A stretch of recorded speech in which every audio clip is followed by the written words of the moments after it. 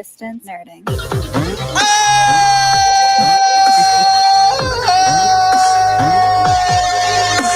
I'm 10 minutes, I'm an hour late. What's up, everybody? Was that English?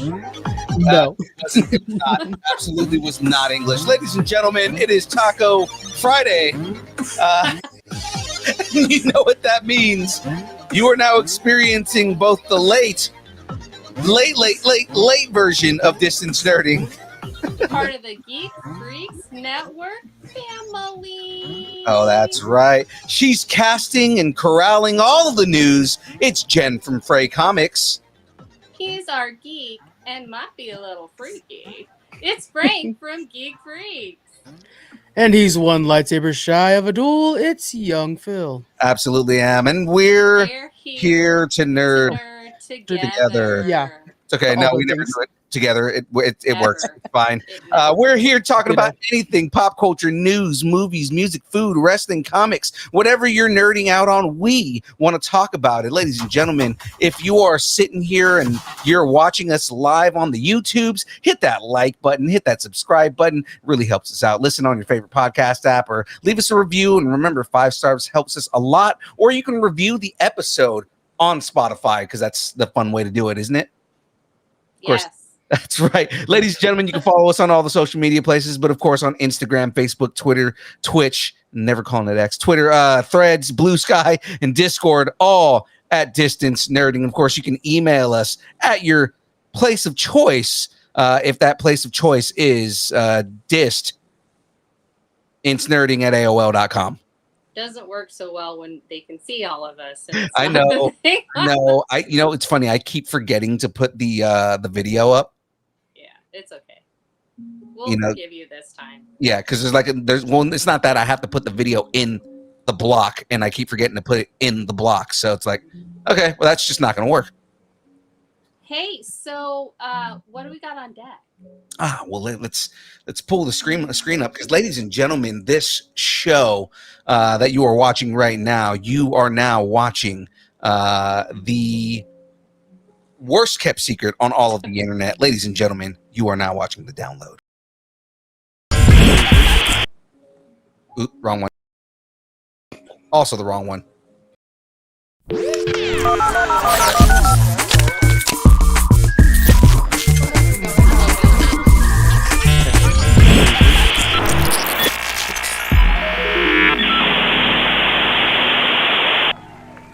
It's okay. One of these days, I will learn to be good at my job. Can't show up on time. Can't press the right buttons.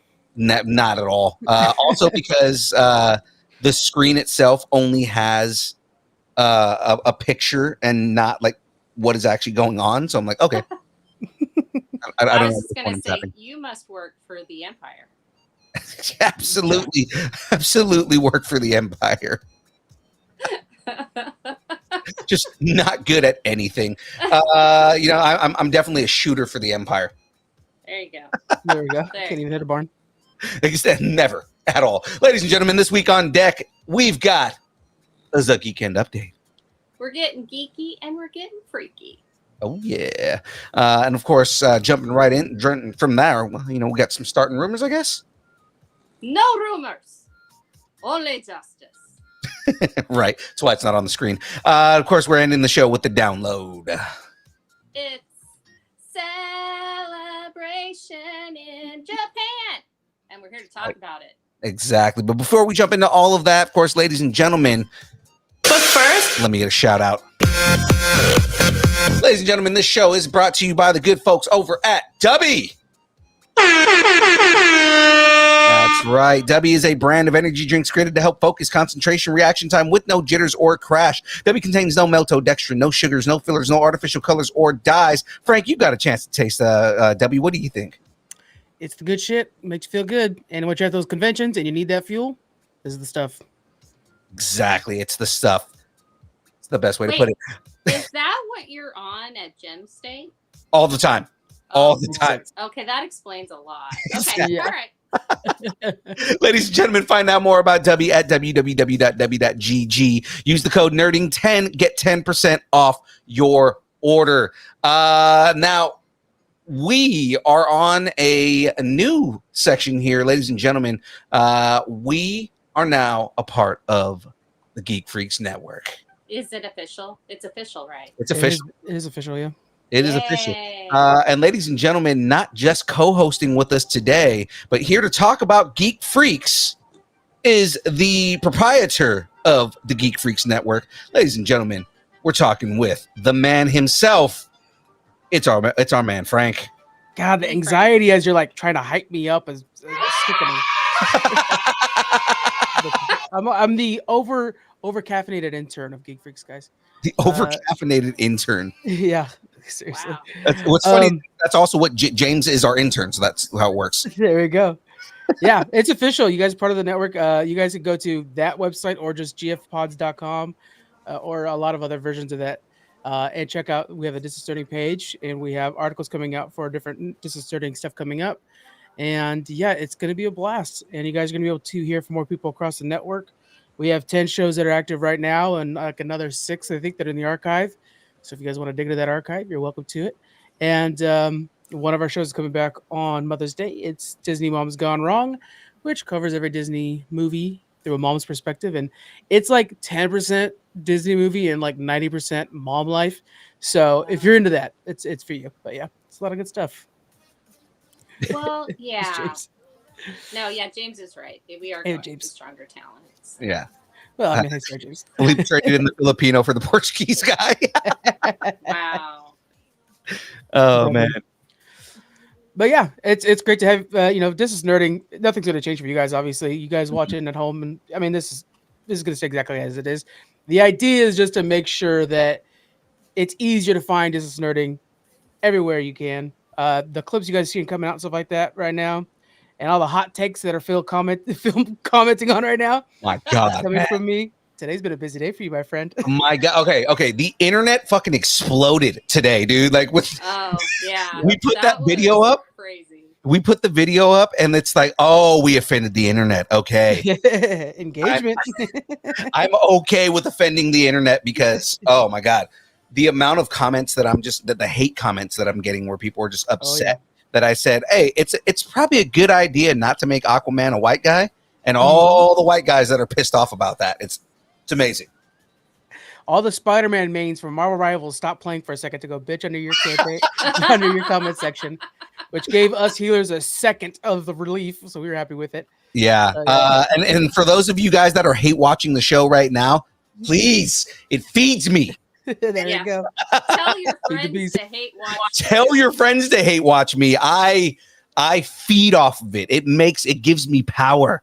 Oh yeah, and even more that really pisses off young Phil is that when you go and get yourself some dubs and use that affiliation code, oh, he hates it so much. Damn it. Absolutely, it pisses me off so much when you use that code. Wow. Yeah. I love it. Yeah. I love it. Actually, one of the guys that I thought was upset on YouTube ended up coming back with a comment after my comment. And agreeing with me. He was like, no, I'm actually saying that it's a good thing that he's not a white guy. I'm like, oh, on my side. Let's go. Yeah. You're like, yeah. So watch the show. Right. There was one guy that was like, there were a lot of other seafaring people that were white, right? The Europeans were seafaring. I'm like, yeah, but they're not as interesting as a Polynesian. Well, and also like You can make him a Viking. That's fine. I feel like it Aquaman could be any race, really. Honestly, he's half human. He doesn't have to be white. He can be half Greek. I get that because Atlanteans are Greek, right? I mean, at least historically in the legends, they're Greek, right? They were Greeks. So he can be half Greek. They weren't Greeks. They were Atlanteans. But were I mean, separate. They're region. They're Mediterranean. They were supposed to be Mediterranean, right? Yeah.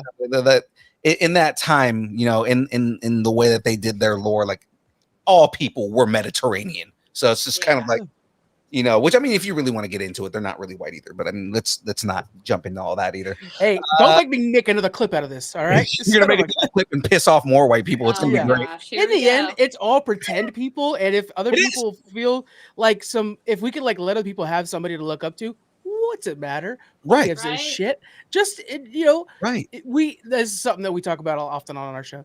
Is the thing that everybody gets pissed off at people who are different than them, and it's like the reason you like X-Men is because they're different than you. Right. It's because Wolverine has a healing factor, not because he's a guy you know at work. Right. So stop being mad about shit and just. And if you know enjoy. a guy like that at work, Then we got other lucky questions. You. Yeah. No, I 100% agree. You know, and the thing is like there are some people who are getting angry and whatnot, but it's at the same time, it's fun for me because I like pissing people off, but at the same time, it's a fictional character. You're getting upset about a fictional character. You know, their background doesn't matter. Right. Like, and that's the thing is like there are I was telling and I was having mostly civil conversations with a lot of these people that started off angry. But I came off with more of a it doesn't matter. He's a fictional character. Right. There's only characters. I mean, I don't advocate for every character to race swap. Right. And it's like 90% of these characters are still going to be white. So it's like calm down if we're making like a few of them, you know, we're race bending them. Some characters make sense. Like it makes sense for Aquaman to be a Polynesian character. It makes sense to make Dick Grayson Chinese, right? You can make him half Chinese. You can make his dad white. You can make his mom Chinese. They're acrobats. The story doesn't change at all. Not at all. Yeah. And I just love how there's suddenly a bunch of Aquaman fans. Like, where the hell are you guys the rest of comic book history? Right. Aquaman has always been the joke of the Justice League. You know, it's like, oh yeah, seaman, you know, that whole joke. Yeah. And now all of a sudden it's like, oh, excuse me, guys, my Aquaman tattoo's offended. Like, calm down. Oh my god. Right. But we'll go off on this all day. Let's we'll continue moving on. I like that. Good comment. Yeah. Can you imagine the backlash Wolverine would get if Americans found out he's Canadian? Same thing with Deadpool. I mean, like Deadpool's more open about his Canadianness, right? Yeah. But Wolverine, he's like a closet Canadian. So I mean, like, you know, just... I think Wolverine's like, I've been alive so long that I don't even like. Yeah. Any country could claim me basically because he's just like, I've been around so long. Look, I went to Japan for a while. I went to and who hasn't, right? What? Yeah, you've been around that long. It's a very normal thing, right? Just. So he's just like, if anything, Wolverine. If anything, Logan is a fucking weeb. Yeah. Now I'm thinking like Apocalypse, the first mutant. I mean, I wonder what nationality he claims because I mean he's been around before nations. Right. Like he's technically he's Egyptian. Egyptian, yes, but I'm just saying like, yeah, and also like every nation in Africa outside of Egypt has changed over the years. Yeah. So really he can kind of just do whatever he wants. Yeah. We're getting into some deep conversations. I don't know if it's very smart for us. We are. Immortality is a blessing and a curse, y'all. Yeah. No, you're right. We are getting into some deep conversations that probably could get the entire show canceled. Which I mean, we pretty much do this on. That would be the fastest show to join the Geek Freaks Network to leave. But it wouldn't be voluntary though. Like because we got kicked off the internet. All right. Let's continue on, ladies and gentlemen. It is now time to jump into the Geek End update. So let's have some fun with that. It's time for the Geek End update.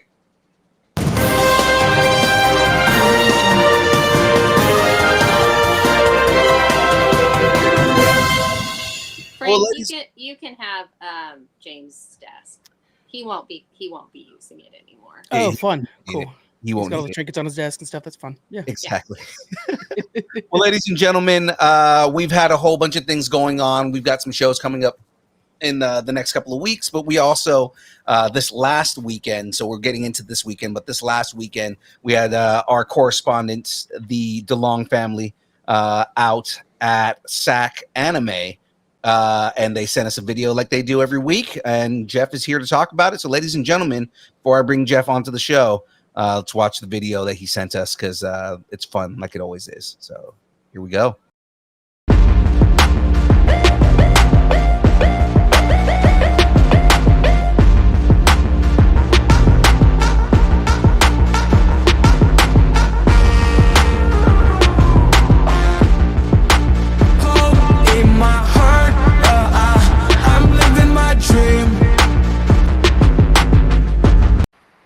Well, ladies and gentlemen, to talk about SAC Anime, it's Jeff DeLong. Hello. What's up, Jeff? Bruce. The father of Bruce. Bruce is over there. So we were at SAC Anime Roadshow, which was this Easter weekend. So there was an Easter bunny running around, as you saw in the videos there. Mm-hmm. I was Reptar and Riddler. Bruce was BMO there. We did get a couple interviews while we were there. I ended up getting a couple of bracelets that somehow lined up right with our message for our channel. So, because one says "be kind," and the other one says "mend it." It should have said rewind. It would have been way better. And our whole thing is don't be a hater, be a maker. That's right. So there you go. It runs right with our theme. Yes. Ended up interviewing Odin while we were there. Who's been on the show? Odin Makes. Shout out to Odin Makes over on YouTube.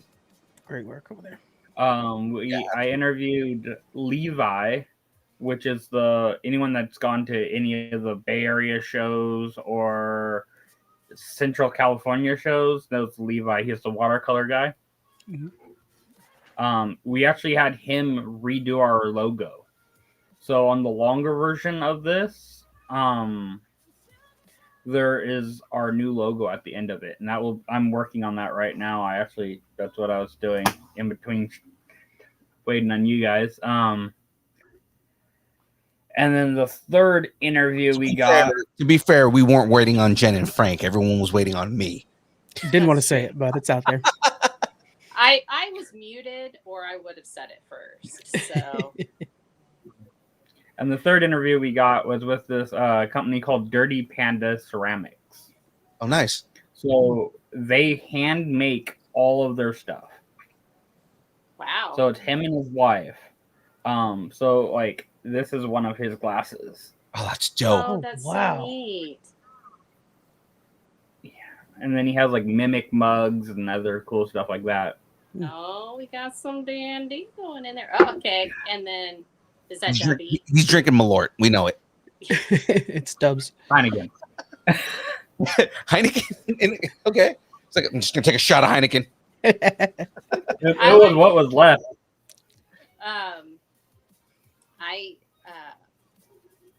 I want a Malort flavored Dubby now. Oh God, that sounds disgusting. Nobody wants that. What are you talking? That's crazy. What, Malort lollipops? Oh my God. The only person in the world that wants a Malort flavored candy is Ming Chen, and it's mainly so that he can give them to people at shows. And also or because Tyler. he really likes to damage himself.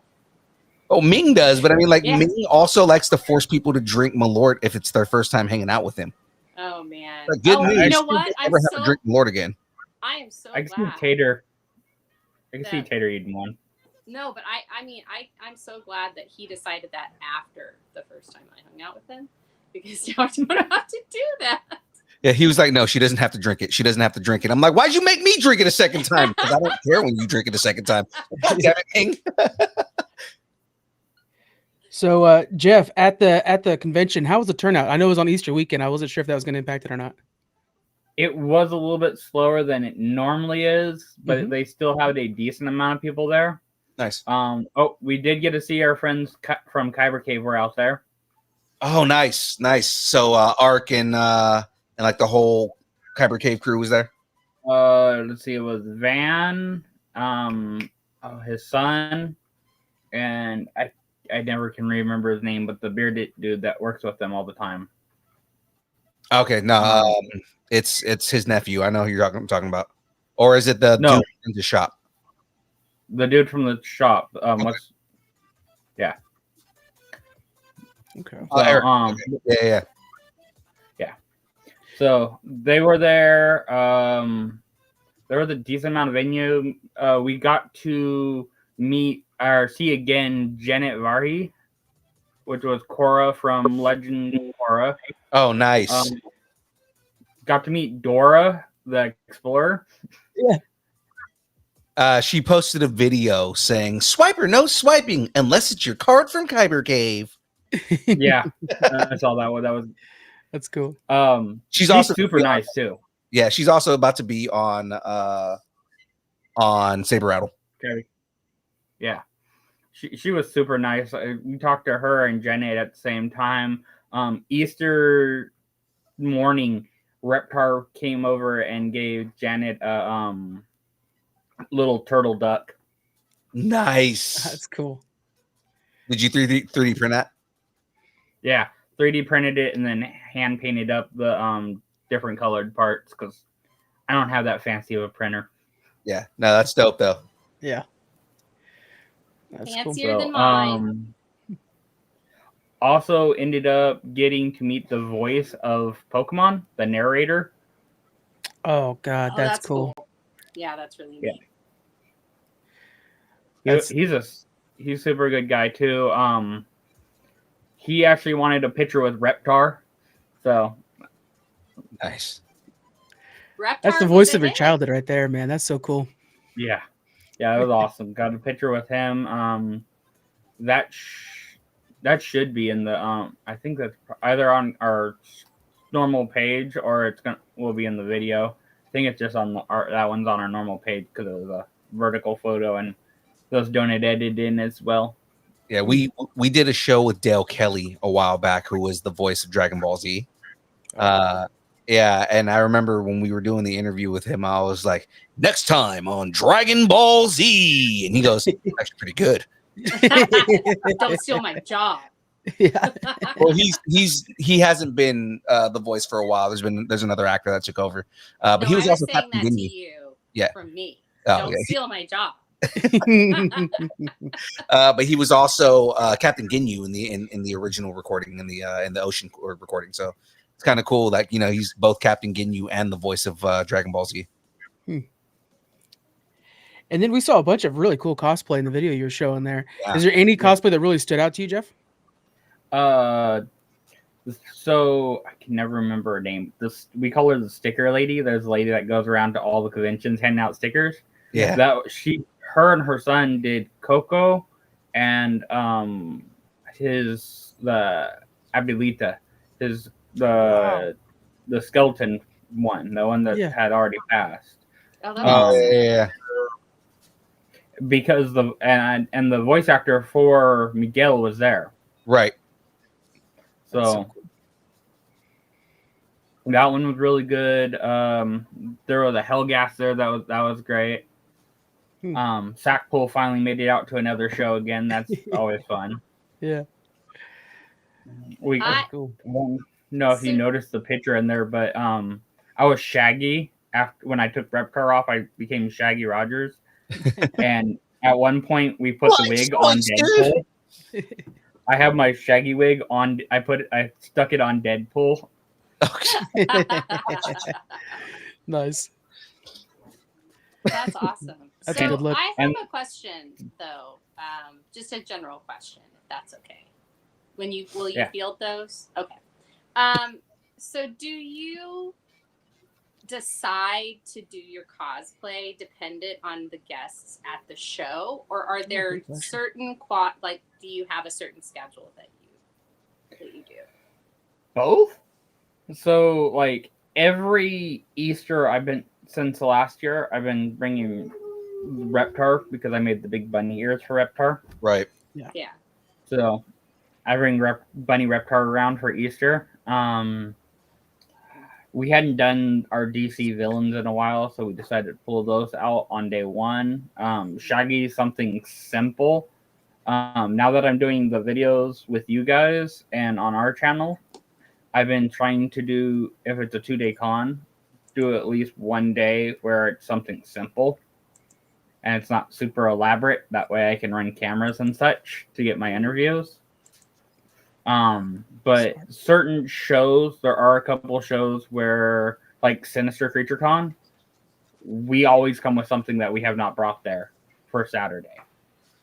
Okay. Because Saturday is a cosplay contest and Bruce has 5 wins in a row.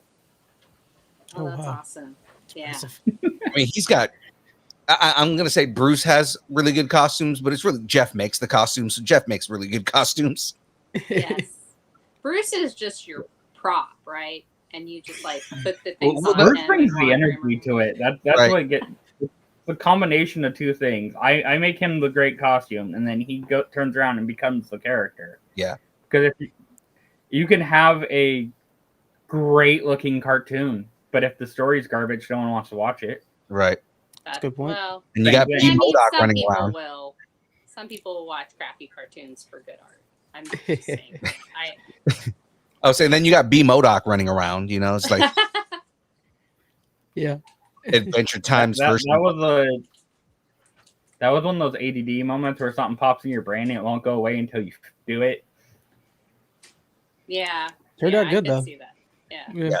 That was That's great. awesome, though. I think that's great. I've always wondered that. Like, do you, like, you know, if you like someone enough, because the Coco people and the Coco voice actor. So it's like, did they do that because of that, or were they going to do that anyway? And it was just a plus. So I think it's awesome. And I love the cosplay community. So, Oh I yeah. have done that before.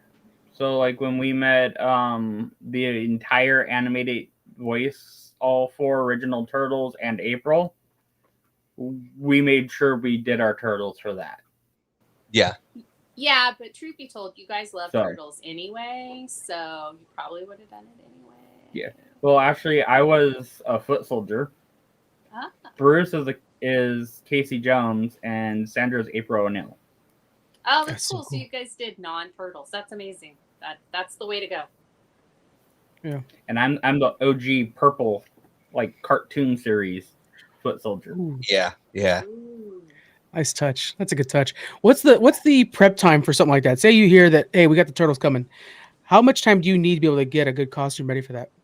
Good cosplay. It depends on how elaborate the costume is. Like Mhm. Reptar, I watched 3 seasons of One Piece building Reptar. Oh, that's Whoa. right.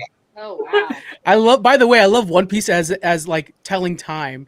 Like, oh, that was 5 One Pieces ago. I love that. But man, that is some serious dedication. That's wonderful to hear. But then there's other ones like the foot soldier, because I only really had to make like the mask. Most of it was like just put the right parts in the right spots. I had to make Yeah. the mask and I had to make the forearm pieces. Mm. So realistically, I think I spent maybe 20 hours on that thing at Yeah. most. And most of that's like trying to draw a tiny little foot perfectly shaped and drew that foot at least 6 times. Oh my god. And then you have to try to cut out that tiny little foot with scissors and then sew that tiny little. Right on the forehead. Small So project becomes big. right. So Jeff, you guys have another show this weekend, right? We do. So ToyCon is this weekend. Okay. Sandra will be there all weekend with Sack Geeks. I will be stopping in. I have a bunch of stuff around the house I have to get done as well. So Okay. I will be stopping in. I will definitely be getting some footage and stuff for next week. So next Tuesday I'll see you guys again. But yeah, ToyCon, I'm not sure who the guests are. But it's over at the Scottish Rite Center, and that's always a great little venue there. If you're a video game, it's because it's technically a toy and video con. Mhm. If you play vintage games, it's a great spot to find those games that you're having trouble finding. I think the last one I picked up, like Tokar or something like that. Friggin' cool. old school friggin' Genesis cartridge. Yeah. You know, So, Graveyard would and- love that. Yeah, no, absolutely he would. So yeah, man, we for everybody that's out there that's listening right now, if you're watching live, if you're listening after, this Sunday, what's the date this Sunday?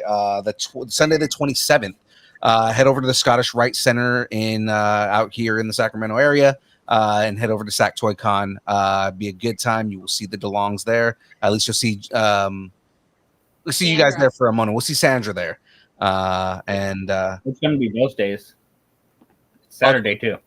Okay, so Saturday and Sunday, guys. Sac Toy Con. Oh yeah. Tomorrow, I do believe it's 9 to 9 if you have early entrance, and it closes at 5. So it's open pretty much all day. Awesome. And we've been to the Toy Cons before, guys. It's a great time, especially seeing some of the toys that you see there, some of the people that are there. In my experience, there's been less cosplay there, but I mean, you tend to see a lot of like fun things there, and some of the booths that are there are ridiculous. So like, the last Toy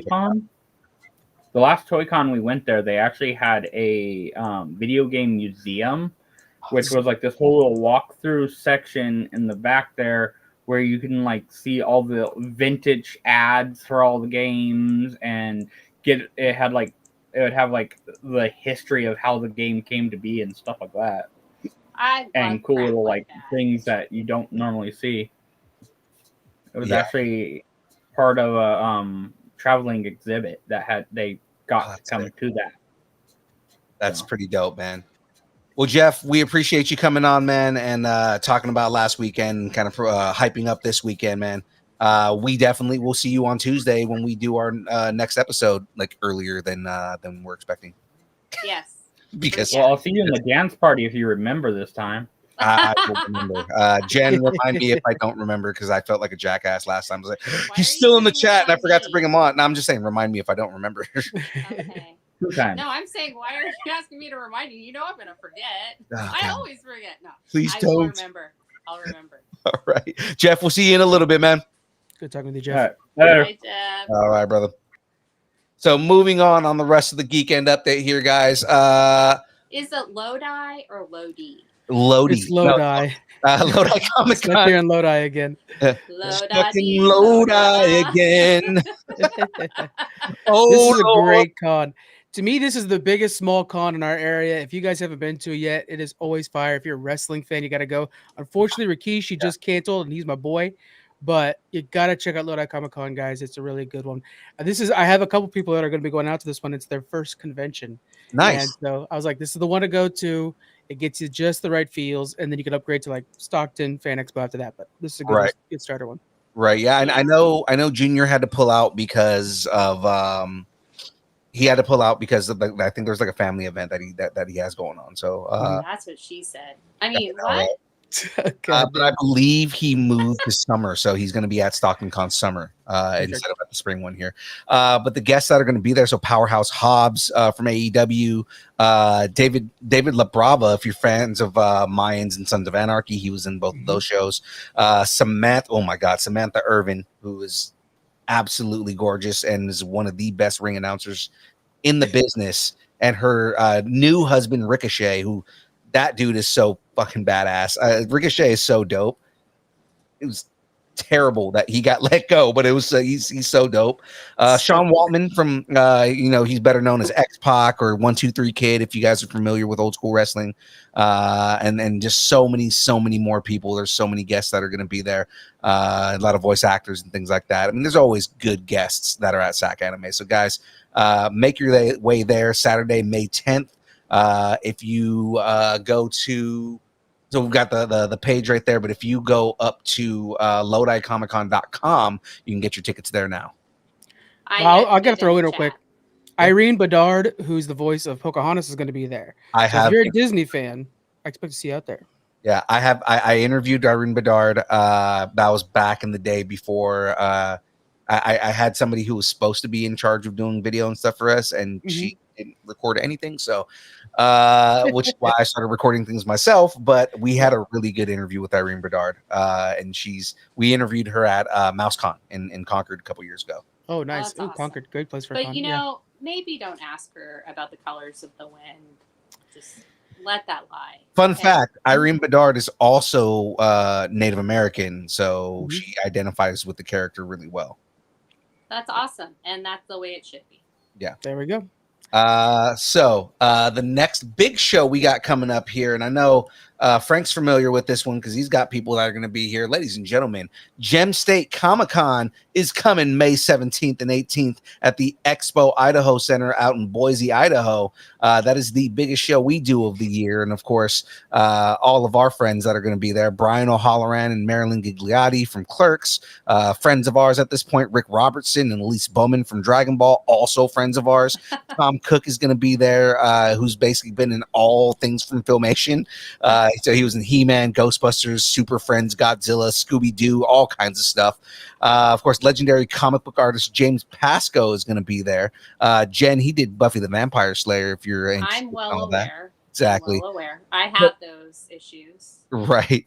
But of course, the headliners, they've got 4 headliners this year. Ray Park, so Darth Maul himself is going to be there. Bonnie Wright of Harry Potter fame, Ginny Weasley. Yes. Right. Scott Patterson, aka Luke Danes from Gilmore Girls. And of course, the one, the only, the heart of all Marvel and DC at this point, our boy Sean Gunn is going to be there. He was also in Gilmore Girls. Also in Gilmore Girls. He played Kirk. But the knowledge base there. You don't even know how much I love Gilmore Girls, okay? I've been inside the house, the Gilmore Girl house. Nice. And I walked around the town square. Yeah. And nice. I'm not going to be there. Yeah, we just found out, guys. Jen's not going to be there. Unforeseen circumstances, but we're not going to have Jen at the show. And I'm upset because she's not going to make us fucking yellow biscuits again. I know. I made the yellow travel biscuits. I was thinking about that this year. I was like, what could I make this year? Maybe I could have made the blue travel biscuits. The Dune melange. Oh, spice, yeah. The spice cookies. That would have been cool. Yeah. So, yeah. Oh, wow. But, guys, we will be at Gem State Comic-Con again. Geek Freaks is going to have a representative over at Gem State as well. Yeah. So, we will be there in force. By the way, real quick, I want to add to that. We're going to have somebody... the Anime Plus team is going to be going to Boston Anime May 25th.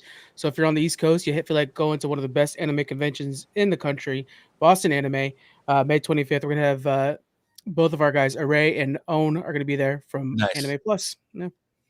Nice. So, guys, if you are a fan of anime, get out there, especially if you're in the East Coast. If you can make it out to Boston, get out to Boston Anime. It's going to be a good time. Yes, it will. All right. Well, ladies and gentlemen, it is time to jump into the show. It's time to start some rumors. No rumors. No rumors.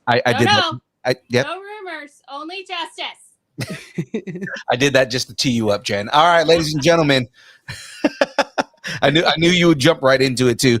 Ladies and gentlemen, it is now that time. It's time for the download.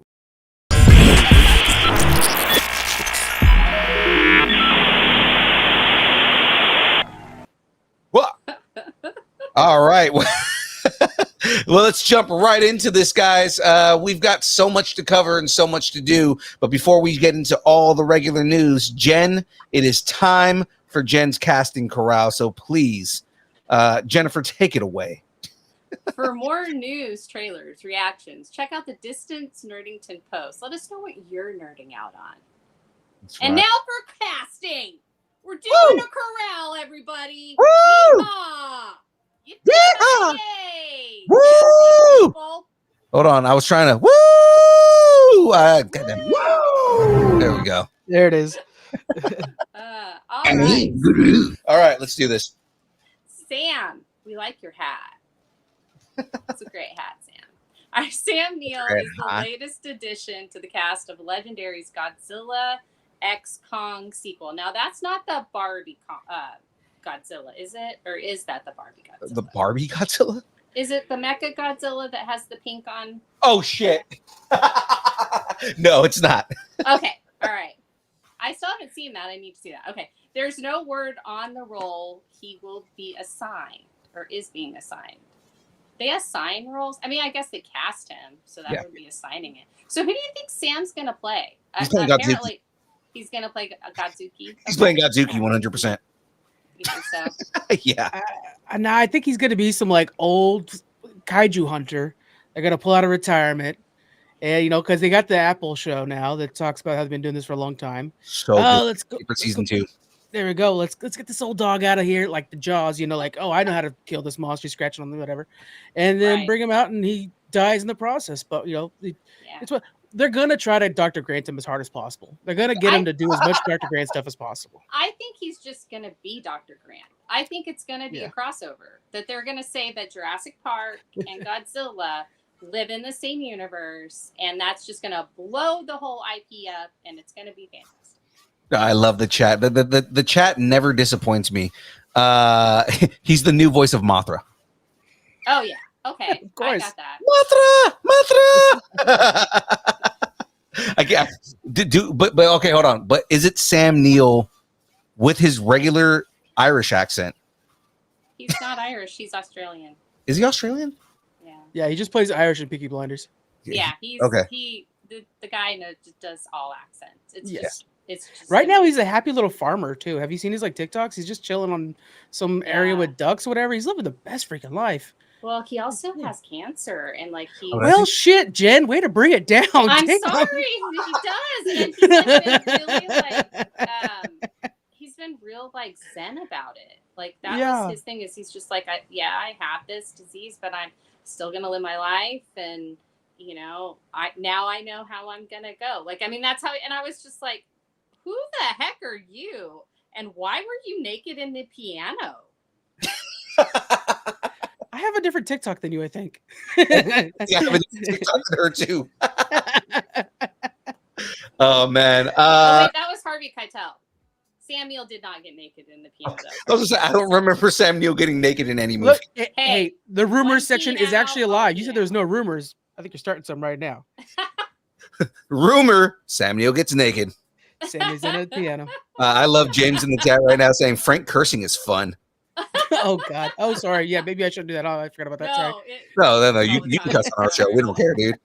All right, so we're gonna move from Jurassic Grant to a ghost. So this guy's moving from a Ghostbuster to a Carl. Combat Carl. Right. Ernie Hudson, best known for playing Winston Zedmore in the Ghostbusters franchise. Now I need that. Now I need that. Ghostbusters. No, that's the porn version. Ghostbusters. Has taken over the voice acting role of Combat Carl for the upcoming sequel, Toy Story 5. So couldn't he be Carl's friend Chris? Like Combat Chris or something? Or Combat Chris. Maybe he's like Commander Chris. I don't know. Anyway, that's what I got. That's his thing. I like the picture, but that's the picture they had before of Combat Carl. Well, yeah, obviously because Carl Weathers played the character, but I'm sure I'm sure that he can voice match Carl Weathers. I think so. As long as they said they've done that in the past where you've gotten close, so they'll replace you with that person. They aim to try to match the same voice again. Yeah. And also do service to who played him before. I think that was part of it. Because I think Ernie Hudson was friends with Carl Weathers as well. That makes sense. So, which I would hope he was. Carl Weathers was an amazing person.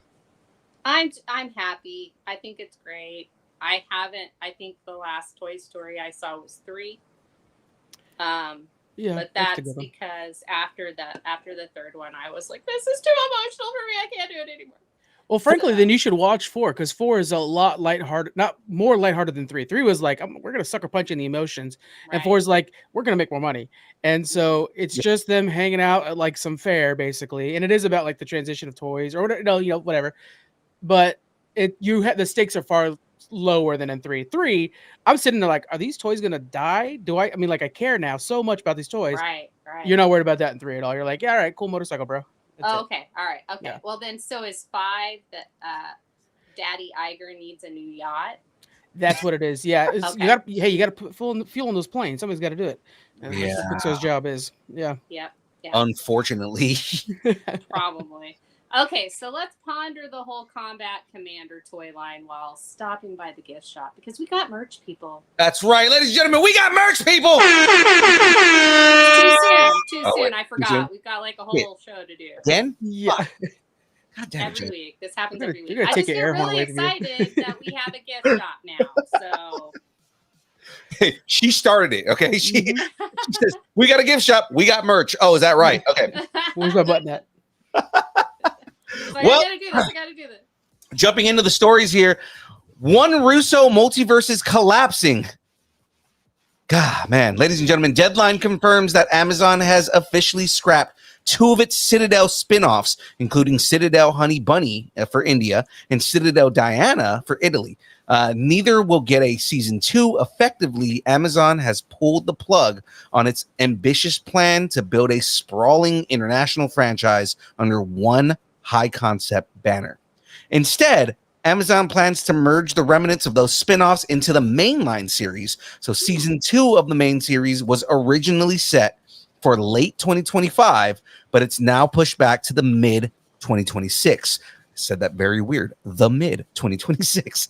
Is this a Russo brothers issue or Amazon switching to James Bond? What does this mean for Amazon's Dad TV? Stay tuned and we'll let you know. Amazon's got too much money. Let's be honest. All they're doing, they're not going to develop new IPs. They're just going to buy somebody else's IP and be like, you guys will click on that, right? They're too busy funding rockets. All right. That's what they got to do. And so Rockets, they're going to do. This is where you put celebrities in them. That's what Yeah. you do. And thank God, guys, because we needed to know what Katy Perry's playlist was going to be. Oh, thank God she went to space for that. Anyways. Have you seen what the internet has been doing to her since then? Oh, and I've been enjoying it, my friend. Yeah. It's been delightful. Her mom moves at her show. Oh, man. Oh, God. Have you seen her whole lightsaber fight at the show right now? No. Oh, yeah. She's been a space guy. She's a Star Wars now. She's out there doing, she's literally got Darth Maul's lightsaber and fighting like creatures that attack her on stage. And the choreography is like, you're still in space, huh? Yeah, it's pretty nuts. You never came back. Yeah, like, come back. They're talking about like, you know, she's got all these mom moves while she's doing her live show. And somebody said she instead of going to space, she should have worked on her choreography. I'm like, oh God. Oh, that's a good one. That's a good one. Yeah, I didn't see any of that, but I just want to know if we're getting Wheel of Time season 4. We better be. That's what I want to know. So if that's what last I heard is we are getting that. Yeah, but Amazon. So they got the Bond series, so that's why you're going to focus on Bond over Citadel. Right. And they keep buying up new IPs. They're just buying up any IP they can, and then they'll throw out a quick series for it. They don't mind dumping a lot of money on this thing. I think the idea is just to eventually outpace Netflix because Netflix is still number one, but they don't have the backing of all the Amazon infrastructure to eventually be outpaced by them. You know, I think I agree with that. I do think that's what they're doing. They're trying to do that, and Apple just doesn't. They're like, oh wait, I forgot. Apple doesn't advertise. That's I love their business model. Their business model is like, we're gonna make masterpieces and not tell anybody about them. Exactly. We're just gonna let people figure it out. It's upsetting because like how good the shows are on Apple, and they just don't tell people shit about them. Right. I can't remember what it was. They canceled their first show they've ever canceled. Mythic Quest. Mythic Quest. That's it. Which is amazing. Was an amazing. We reported on it. It's an amazing show. It's their very first cancellation too, and it was like somebody's like, "Oh, let's try this cancellation thing out. We haven't done that yet," and that was it. They picked Mythic Quest for it. But I mean, like, oh god, For All Mankind is like IMAX worthy. Yes. And I mean, there's so many things that they do. It's just like, damn, guys, it's so good. Silo, Silo is so Moorish. I mean, it really is. I love it. Or like if you're not watching the studio right now, like the studio is holy cow, perfect. It's such a good show. Yes. And I mean, Ted Lasso, Shrinking. Yeah. Shrinking's going to be coming back soon. I love Shrinking. And Monarch, we were talking about Monarch before, and just like Monarch is one of those shows that like surprised me with how good it was because I was not expecting it to be that good. But on top of that, you've got father and son playing the same character at different eras. That's fucking great. Smart casting. Yeah. But, that's what nepotism works. He's going to be a little busy with all of his Johnny Mayo. Johnny Mayo. I know they got a couple good movies out there too. They just had the one called The Gorge, I think it is, that we had reviewed on our show, and they liked it a lot. Mm-hmm. But yeah, I don't know what the business model is over there. It's just like we're gonna go for awards or for. They're not going for money. That's for dang sure. They're losing about $2 billion a year on this stuff. So yeah, I'm convinced Central Park was great. Good call out, by the way. Yeah, if you're a Bob's Burgers fan, and especially the musical part of it, Central Park, fantastic. Yeah. Morning Show is another really good one. Yeah. No, I was gonna say I think they just started the streaming service, and they were like, because they were like, if we don't do this, someone else is going to take Apple TV Plus, and we need that. And so, and then they went, oh yeah, okay, let's just put stuff on it. And then they started putting things on it, and then they're like, I mean, we're Apple. Do we really need to advertise? Everybody has our phones already. They'll just watch. And I think that's part of what it was that they were saying is that because they include it with a lot of like Apple services, that they were expecting people just watch it because it's included. Yeah. Do you think somebody like the public? We see Amazon over there? They're trying to dominate the space with purchasing IPs. Do you think at some point they would try to buy Apple's TV wing, the studio wing? They might. I don't think that Tim Cook would let that happen, though. I think Tim Cook. I don't think Apple's selling. Yeah. How about them apples? Out of pride alone, essentially. But yeah, Amazon. I mean, they're bringing a lot of good heat. I mean, gosh, The Boys, Invincible. Their animation, I think, is really unsung. I mean, I know Netflix is kind of constantly putting out these pretty cookie cutter animes, but I think Amazon's really hitting it up there with those animations. Yeah, Ex Machina was the Ex Machina, great call out. Yes, yes. Yeah. I really like. That's if you're a D&D fan, like, and if you're not, you're crazy. Yeah. Yeah. I got the 3D printer right next to me. I've been printing minis like crazy this last week. So yeah. Well, I mean, let's move on to the next story here. Mm-hmm. Oh yes, absolutely. Dust off your knee-high socks and plaid skirts. Clueless as if back. It's so back. It's so back as if. I was gonna try and do the like Pedro Pascal on SNL voice. So good. No so back. Oh my god. But I don't think you guys could handle that much. I think your ears would blink. Peacock is developing a brand new Clueless series, and Alicia Silverstone will not only star in the show, but also serve as an executive producer. Oh my God, look at that. Cher's executive producing now. The interesting collab, CBS Studios owns the television rights to the 1995 Paramount film. Had long been looking for the right opportunity to revive the IP. After shopping the project around, it landed back at Peacock. Okay. This new series marks the second major CBS IP to find new life on a streaming platform following Little House on the Prairie, which is in development at Netflix. What? Really? Yeah, I guess that timing wasn't great. Yeah. The show is, it actually sounded like it came out of my mouth. I love that. The show is being produced by CBS Studios in association with Universal Television, a division of Universal Studio Group. And in conclusion, may I please remind you, it does not say RSVP on the Statue of Liberty. It's a fun property to bring back. I mean, the fact that Silverstone is coming back to play Cher again, I'm for this. Here's the real question, though: will Paul Rudd be back? I mean, given that Paul Rudd is probably going to look exactly the same. Yeah. Bastard. Paul Rudd has not aged in the last 40 years. Did you see his latest Nintendo commercial? He looks exactly like he did in the original Nintendo commercial. What magic do you have, you bastard, and share with the rest of us? Yeah, I know, it's crazy. I don't talk about this a lot, but he is in the Immortals Club, guys. What I love is that in Deadpool and Wolverine, they had to make a joke about it. He's like, oh, look, Paul Rudd finally aged. I loved it. Yeah, right? Got to put him in the grave. Yeah. But I think this will do well. I mean, one of the keys with Clueless back in the day, it was pretty feminist. I know for passive viewers, not so much, but when you actually pay attention to it, it's a pretty feminist story there. And I think now it's poised to really thrive in this environment. So yeah, bring it back. What the heck? Peacock's the right streamer for it too. They're going to really do well with this. Yeah. And I mean, I'd love to see kind of just what Cher is up to now. Because I hope that's the direction they go on. This is Cher as an adult, you know, and I hope that she's still immature as shit. Like, I just want her to be like a spoiled rich chick and just get away with shit. I just thought that Legally Blonde was I heard the sequel to Clueless. I heard a whole theory about Clueless or Legally Blonde was just the sequel to Clueless. Yeah.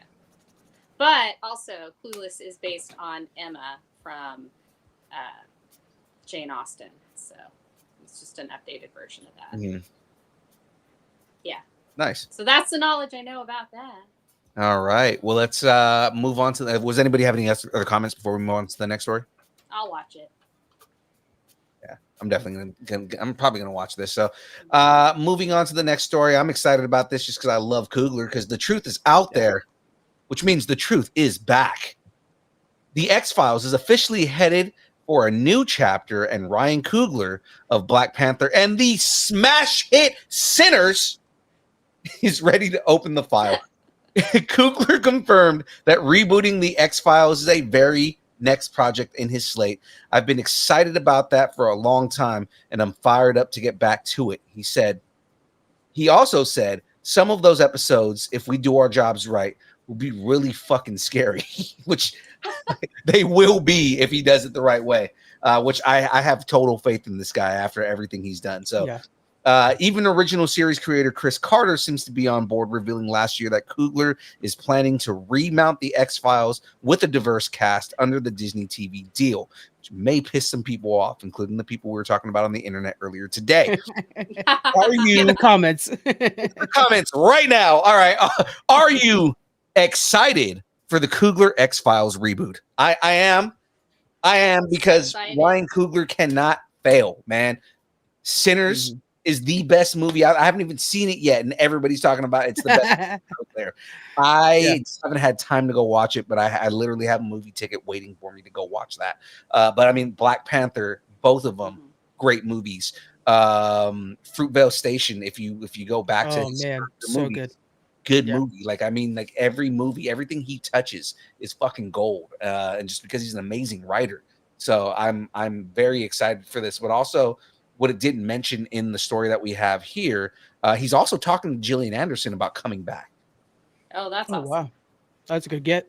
Will she have a vagina dress? Maybe. Checking notes, vagina dress. No, it doesn't say anything on the notes about vagina dress. Yeah, I don't see no, she wore one to an award show once. That's wild. I have a different TikTok than you, son of a bitch. I follow Gillian Anderson, and she talks about vaginas a lot. It's not even. That's wild. Yeah. Okay. Talk about feminist icons. Yes. The vagina dress with Gillian Anderson. There we go. But with X-Men, Jesus Christ, X-Files, I think it's the perfect time to bring this back. Black Mirror's doing really well, but I think it's kind of towards the end of its lifespan. I think we're all ready for something like this. Twilight, they tried to do Twilight Zone again. It didn't quite land. I think it was on Paramount Plus. I think this is going to do quite well. I think it's going to thrive. Yeah, especially considering who brought that show back. You would have thought that it would have been a hit. Yeah. Oh, definitely. Well, some things, like, it's too much nostalgia. I feel like you have to get in that sweet spot of nostalgia, and that's usually about, you can't really go past, like, 40 years back. Yeah. If you go past that, then it's going to be a problem, because it's, like, completely different unless you update it more. And Twilight Zone was one of those. It was an anthology, and and a lot of people aren't into anthologies right now. I loved it, and it scared the bejesus out of me when it was on. But me too. That's just so I appreciate it, but really. And I know Graveyard's gonna have a blast knowing that they're bringing the show back, because he loves the X-Files. So I think it'll be really interesting. I think it will be new and exciting and fun, wrapped in a little X-Files thin mint. Right. And if it can get the Doctor Who budget that Disney Plus is giving to certain shows, I think that's just the right budget for this. I think Fox, they did as good as they could back in the 90s. But if you got like the Doctor Who, you got that, Percy Jackson. They all have really solid budgets that I think can make some really good visuals for us. And X-Files needs those visuals. Yeah, Disney's been really good about the budgets. I'm just to agree with what you're saying. Like, they just, the budgets that they're putting on their shows, like, I think that's partially why they wanted to scale back too, is because they were putting movie budgets on these TV shows. Exactly. But I mean, it shows, like, Netflix kind of started the trend of putting movie budgets on TV shows, but like everybody's running with it now, and you get so much better quality visuals on the shows. But then You pair that with good writing. Andor is the perfect example of that right now. Oh my god, exactly. Or Exactly. X-Files. nailed it. Put that on a shirt. Put it on a shirt. Add it to the merch shop. 'Cause we got merch, people. Wanted to hear that horn. Exactly. Oh man, that All right. no. Frank is now the new transition goat. Speaking of transitions and speaking of Black Mirror, Is Netflix trolling their fans? Season 7 of the hit Netflix series Black Mirror has brought plenty of twists, but the second episode, Bete Noir, has taken things a step further. Man, I was a little anxious saying that. Okay, the concept of the episode is to mess with its character's sense of reality. It appears the show is now playing the same mind games with its audience. People remember one reality, but evidence shows another. In Bete Noir, it's a gimmick that's jumped straight out of the screen. So the too long didn't read version of the story, Black Mirror is actually releasing 2 different versions of the episode on Netflix, with a fast food chain initially appearing as either Barney's or Bernie's, depending on who's watching. interesting. Yeah. So which episode did you see? Bernie's or Barney's? Up next is the Bernstein Bears or the Berenstein Bears? Nice. So they're creating the Mandela effect on purpose. That's what it sounds like. Yeah, I didn't watch it yet. It was one of those things where it's like I'll get to it eventually, let them build up. But I wonder if they're doing any kind of new technology with this. I know one thing that Netflix is testing right now is AI tools to replace dialogue. This feels like something that they could do with AI, where like it'll randomly flip the name based off of whoever's watching. You know? Yeah. As long as they use it for good, I mean, like, I definitely don't want like AI coming in and taking over anything within that. Like it's kind of like the way we've had these conversations in the past, Frank, and I know me and James have as well. Like AI is good when you use it as a tool, but when you use it to take over everything, like if you're doing dialogue replacement with it, I don't know how I feel about that. You know what I mean? Yeah. No, absolutely. No AI there, because AI is like broken data. The character, not the actual data streams, like in Matrix. Yeah. Like the character name data. Yeah. This is very confusing. I'm gonna stop. But I think this is fun if they're just doing this outright. It's a fun way to kind of engage the audience and get them talking. Nowadays, we have such limited attention span, and marketing is rough as it is. So using this as a reason to get us to even talk about it. I mean, what's the chances of us talking about this specific episode of Black Mirror if it wasn't for the fact that they're toying with us? We're advertising for them. Netflix, send that check. That's what I'm saying. Yes, please. The entire Geek Freaks Network could use that check. So let's. I'm not gonna turn it away. That's for damn sure. Netflix, call us. Yeah. Disney owes me some major money, I tell you. For all the Marvel I talk. Oh my God, the amount. Okay, when we were still doing the breakdown, we haven't done a breakdown in a while, but we were literally breaking down Easter eggs in every show that Disney was putting out for a while. Yeah. So it's like Disney advertising. We're here. Yeah. I will be a fucking paid show. Kevin Smith might not be a paid show, but I will be. Give me money. Oh, I'll get a shirt that says it, bro. I don't even matter. Challenge accepted. Like our numbers always spike or always do very well whenever it's a Disney Plus series. So right now with it going Daredevil to Andor, eating well. I'm not hating about that. Well, but like Daredevil, Born Again, and then going to Andor, it's like you don't lose anything. They're the same caliber. So we definitely are eating good right now. We definitely are. Absolutely. Except for the 3-hour-long episodes on a Tuesday. That's rough, especially when you're us and you have to record an episode of podcast right afterwards to talk about it. It's like, I had to spread mine out for over the course of the week. And I'm not going to say that episode 3 didn't make me cry, but I mean, fucking it's good. It's fucking good. Yeah. Yeah, it very much. Well, is. I like big bearded men. There we go. That's all I'm gonna say. Well, and so Chuck could fucking stand in for that dude too. It's like straight up. Oh yeah, he's huge. But yeah, we watched all 3 of them today, like because he's off on Fridays, and so we just watched it because I was like, they're like, I love Tony Gilroy because he basically said, I'm going to give you the trilogy that you deserved. Plus, I'm going to give you another extra movie because that's basically what he's going to do. And I'm so happy about it. So afterwards, I was like, that was a complete thing.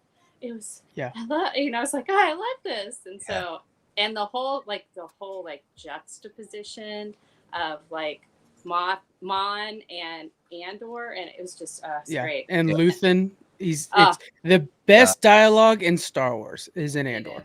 Yeah. I said this before, and I don't want to go. We're already off on a tangent, but I don't want to go. I know. I'm waiting for James to DM us. I'm scared. Yeah, we have to get going fast. Yeah, I know. The biggest thing about Andor, and this is where I'm gonna go before we move on to the next story. But the biggest thing about Andor with me is between this and Rogue One, as much as there are a lot of people that don't like Rogue One, between this and Rogue One, this is the best interpretation of war in Star Wars. It is, yeah. That is the biggest thing of this. It is, season 1 was how to start a rebellion, right? It's how to start an insurgency, like 101. This one, the amount of like the cross between the politics of things and just the espionage and the war aspect of everything. It's the occupation with the Empire and the cost of war for all sides too. Right. Or it's the disruption, right? It's when you have this imperial fascist organization that is disrupting the lives of normal people, then it's how you react. It's what are the conditions that cause this rebellion to gain traction, and it's because the Imperials are oppressing people to a point, again, and it's the realest thing because spoilers for anybody that hasn't seen it. I'm not going to go too far into it, but sexual assault in Star Wars for the first time. Yep. And it means something. It's not just there for the sake of being there. Yeah. I mean, it's traumatic, and it's very much supposed to be. Yeah, Anyway, let's move on. Yeah, Frank, you called it. This is Star Wars Saga. Guys, James is watching. Quick, go to the next thing. What's the next thing on the list? Go, Rob Liefeld, quick. Rob Liefeld likes Star Wars. I mean, yeah, that's right. Yeah, make mine not Marvel. This is where we get in trouble. Rob Liefeld, the Deadpool and Cable co-creator, has built a career on bold lines and bold opinions and not being able to draw feet. And in a recent conversation about his return to Youngblood, which is an amazing series. If you have not read Youngblood, you need to go check it out. Liefeld opened up about the long, rough relationship he's had with Marvel, the state of comic book creators today, and why he's thrilled to be doing his own thing again. On the subject of how the industry treats its creators, Liefeld told comicbook.com, we are friends of the show, comicbook.com. We are treated like shit. No one wants to say this, but we are treated terribly even after all these years. We are the George R.R. Martins and Stephen Kings of our business. Try to make stuff without us and see what happens. I have some other films in development right now, and I can tell you that the other studios I work with aren't as ignorant and willfully dismissive as Marvel is. People ask, how can I do this? I don't need anything from them. I hope things would end on a better note, but I wake up every day thrilled to make whatever the fuck I want. And I added the fuck in there. Well, because he would say that. Yeah, it's exactly what he would say. He went on to say, if you've ever listened to Robservations, you know that's the way he talks. Yeah. He went on to say, I am not going to necessarily call to arms for fans. The ultimate deal is I want to spread the word that ultimately costs them nothing to treat us better. I'm not talking about me, but I want better treatment for the next generation of comic creators. I guess we can call this a promo for his new book because Youngblood's #1 is out now. Yeah. Rob doesn't pull his punches. He doesn't. He doesn't at all. And he's not wrong. No. That's the thing is, whenever we talk to these comic book writers, luckily we're in the business of talking to a lot of comic book creators around here. And whenever we talk to them, we find that they like to spend their passion in indie comics because that's where they get to tell their real stories. And then they go to, DC, Marvel, and some echelons of image comics to pay the bills.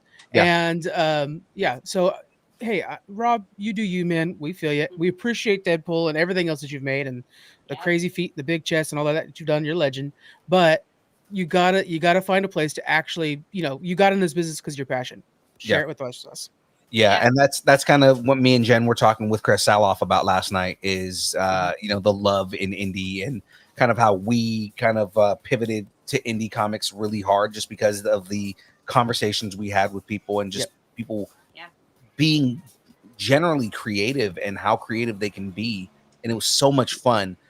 Check out that episode if you guys haven't checked that out. It's on our YouTube feed right now. So it was really fun, and there were some really great stories in it. So yeah, absolutely. And I will say, I know, like, for people who go into a comic book shop, sometimes it's hard to find those indie comics. From all my conversations, Image has been really good to their people, and it gives them the tools and the network to really kind of branch out. So if you're looking for like a bigger comic book company you can kind of trust, Image, as many of us 90s kids know, like Image was the rebels, the cool kids back in the day. Yeah. They still are cool kids. So yeah.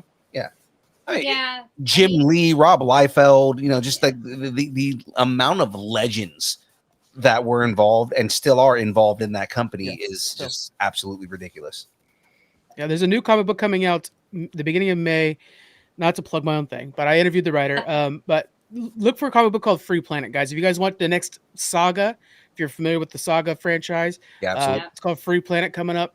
That's gonna be a good one. You're gonna want that early May. Oh, awesome.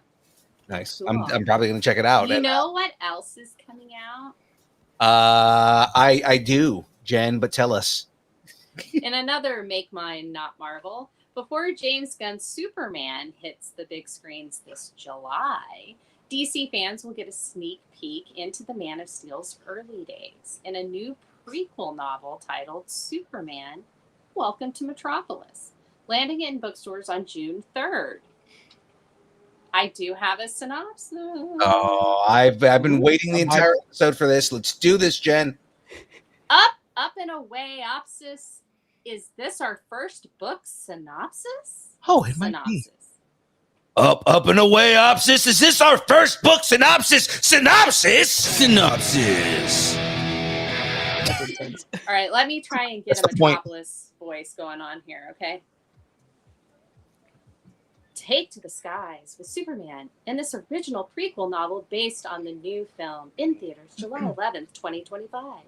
Clark Kent is a fresh-faced Metropolis, trying to balance his new job at the Daily Planet and his secret identity as Superman, a powerful metahuman, while uncovering a dangerous mystery that seems to tie back to the infamous Lex Luthor.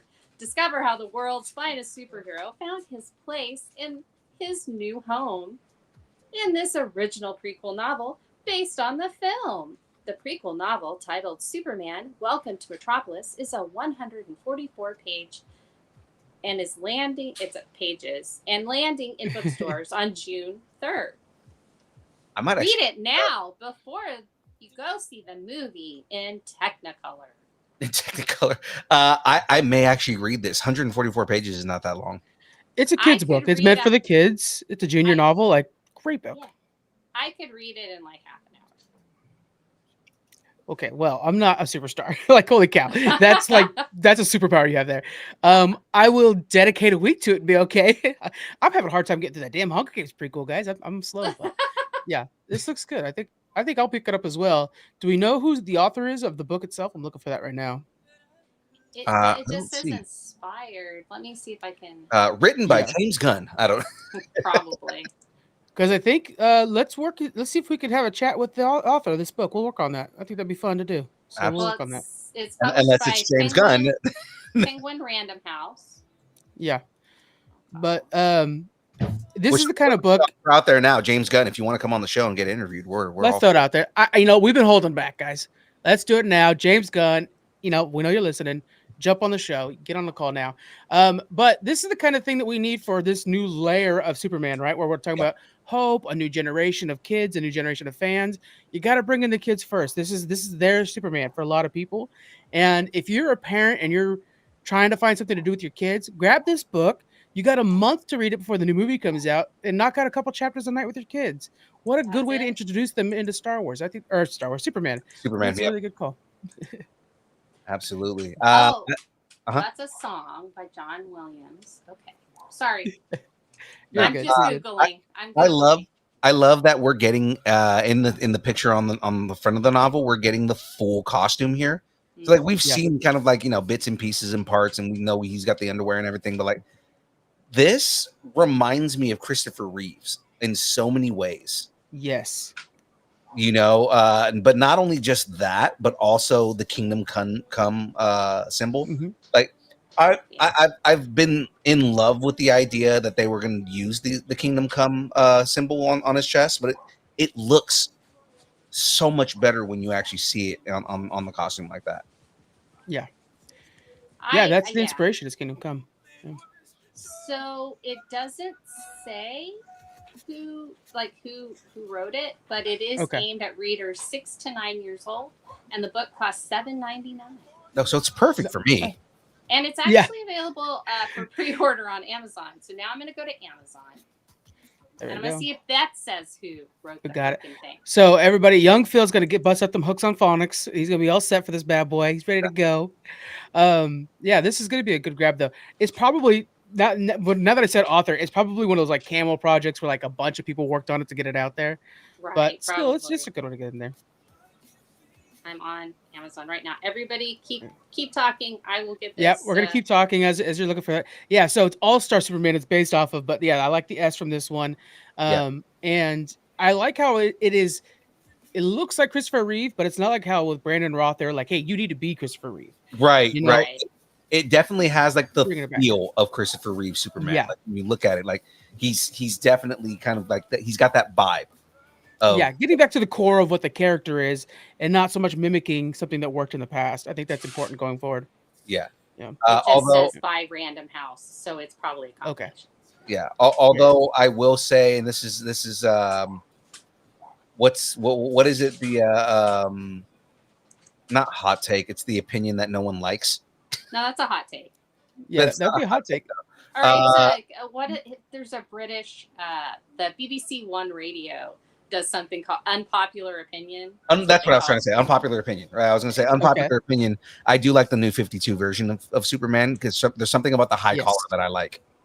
That like Nehru jacket collar is really cool. I do like that, but I have to say that I really like it looks like this uniform is very hopeful, but also grounded in reality. Like it looks like he could take it off.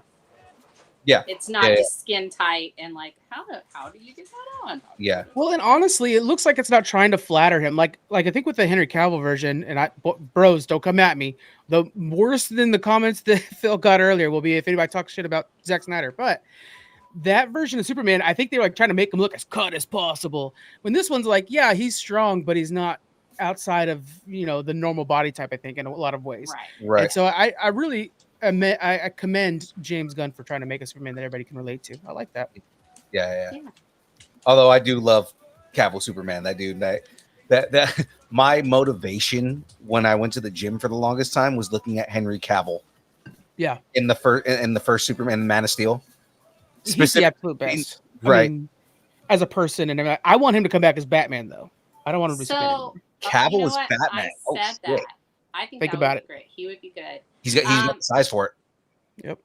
So I really think that it's interesting that Phil's only reason to go to the gym was Henry Cavill. I think that's I want to look like Henry Cavill, and what's funny is I would look pretty much. I would I actually looked up his workout for Superman, and he talks about a lot of it, and this is for all the gym nerds that are out there that are listening on this. He did more back workouts than anything, mostly because the formula was widen your back and make your shoulders bigger, and it makes the rest of you look that much more like big. Yeah, it's the Dorito. Wow. It's the Dorito theory. Right. So he did a lot of back workouts to widen his back out, and that made his chest look bigger. I think Chris Evans did that too. Yeah. I mean, it all comes back to Chris Evans for me. Yeah. So I to this day, and I've been out of the gym for like 3 months, admittedly at this point. But I mean, to this day, every back workout I start out with 30 pull-ups. Oh, there you go. Oh, damn. Yeah. So like, I always try to like work on that. Like, and Just assisted pull-ups after a while. I probably start off with like Yeah. 10 unassisted, and then get like the little TRX band to help me for the rest of them. But I mean, like, The last time I did a pull-up was fastening a diaper to my son. 21 years ago. my gym, just like Jen's TikTok's different than mine, my gym's experience is different than yours. I go and I am very relaxed on the treadmill, and I'm watching Peaky Blinders and just being like trying to convince myself that I'm not on a treadmill right now and the whole time. And I'm not about to do like back spreading. What? No, I'm just like, look, I got 10 minutes on this bad boy left, and that's it. Right. Yeah, So I'm the guy that, but wearing Superman underoos. Hell yeah. 30 pull-ups, but wearing Superman underoos. I'm the guy that is like very intensely focused on himself, and is also kind of trying to melt into the background. But I'm like, I'm trying. I'm not the dude that's in the mirror going, "Look at me! Oh yeah, look at me!" Like all that guy. I'm the dude who's like, kind of quietly lifting heavy. James always what's he got going on with lactose intolerant? Okay. I don't go to the gym. I'm lactose intolerant. It just means that he's gonna shit himself on the treadmill is what it is. Oh, gotta be careful. Yeah. Wow. You get that on the treadmill and it just comes right back at you in a little bit. That's nasty. Sprays you right in the face. All right, ladies and gentlemen, let's jump into this news. This section we're getting into right here is the whole reason we couldn't skip the show this week, because so much happened this weekend, ladies and gentlemen, or this week. Was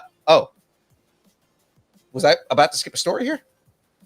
It's not on the notes, but I do like it. I don't have it. That's from last week. Okay, never mind. Ladies and gentlemen, I guess I didn't delete one. Ladies and gentlemen, this weekend. At Pedro Pascal right now. Yeah, just look at Pedro Pascal right now, and cry for the events that happened over last week's episode. I haven't seen the episode yet. Spoiler alert! Spoiler alert! Spoiler alert for anybody who played the video game. Anyways, let's move on. I'm not going to say anything else. Just keep going. Yeah, exactly. Ladies and gentlemen, this weekend or this last weekend was Star Wars Celebration in Japan. So, in honor of that, we're talking Star Wars. All right, ladies and gentlemen. I'm excited for this one because off to gaming news from a galaxy far, far away. Ubisoft just dropped the trailer for Star Wars Outlaws, A Pirate's Fortune, the second and possibly final story expansion for their open world scoundrel simulator, which was an amazing game. If you didn't play it, shame on you. The new DLC looks to shake things up with pirates, lost treasure, and an infamous fan favorite character from the Clone Wars. Whoo! Our boy Hondo Ohnaka. Love that character. If you guys are unfamiliar with him, you have to go watch Clone Wars. Hondo is such a good character. Jim Cummings voicing him. Hell yeah. Yes, it is. This new chapter throws Kay Vess and her fuzzy companion Nyx into the lawless Kepi system, where they'll have to navigate crumbling tombs, black market trades, and rival raiders to survive, which is not much different from the rest of the game. The expansion is free for anyone with a season pass included in the Gold and Ultimate editions, or you can grab it a la carte for $14.99. Ubisoft is also running a 50% off sale on the Gold and Deluxe editions right now, which might be tempting if you've been holding out since launch. If you're curious, and if you are, again, shame on you. Get the game; it's fucking great. If you're curious, now's a good time to test the waters. Ubisoft is offering a free 3-hour demo across all platforms so players can see what it's like to live a rogue life between Empire and Jedi. Star Wars Outlaws, A Pirate's Fortune expansion arrives May the 15th. So not the 4th. I have one thing to say really quickly. Please. It's a hard scoundrel life for us. It's a hard scoundrel life for us. Here we are, just a bunch of rogues. Shooting people first because we're not good guys. Hot shot first. That's all I'm saying. Again, Facts. it's gonna make facts, right? It's an amazing game, guys. If you have not played it, if you're going based off of everybody's hatred on the internet, which is a theme today, play it, guys. The game is good. The gameplay is really good. The mechanics are really good. The character development and the character story is amazing. You need to give it a chance if you have not already. If you're going based off of just of reviews because people hate bomb the game, it's a good game. We just haven't played it yet. We had a little bit of a hard time with Survivor. God, not the game itself. It's like just getting the game to work. Gotcha. For what Shadoo had, and so we were like, well, we'll wait on Outlaws. Yeah, I played it on the stream. So on the game streams that I was doing on Mondays, I played the game on the stream. And it's funny because I started the game, I got frustrated with it for a little while, played another game, and then went back to it and was like, holy shit, why did I skip this? This is good. Yeah, it is. You just weren't in the right headspace for it, and I think that's part of it. I think sometimes games you have to be in the right headspace for it, except Skyrim, because Skyrim sucks, and I hate that game with all of the fibers in my. Oh no, I'm disconnecting. Oh no, my internet. Oh no, it's bad. Crazy. No, I've made a deal with Shadoo that we will play it. I'll actually and stream it so that you guys can watch me actually curse so much and just rage quit every episode, because that's probably what will happen. So I the Oblivion, then it's really good, but yeah, it's the same thing. It's Skyrim. I missed this from Sack Deadpool, but he said, "I'll one up you, James, Superman underoos and Aquaman socks." You were really trying to get the internet to crucify me, man. It's just just add the Aquaman socks to it. Hey, but let's get go the ahead. whole sleeve too. Yeah, I know, right? Aquaman sleeve. Aquaman. That's it. Just right across it all. There you go. Actually, I am planning on doing a full sleeve on this side of comic book villains. Oh. Nice. So I'm probably going to have Black Manta on there anyways. So yeah. Let's move on to the next story here. But first, make sure that you don't get it anywhere around your nipples, because remember, they're sensitive. Nipples are sensitive. From practical to digital, it's all magic. Disney Plus has released a trailer for the second season of Lucasfilm's Light and Magic. Lucasfilm's Light and Magic, which initially debuted as Star Wars Celebration in Tokyo.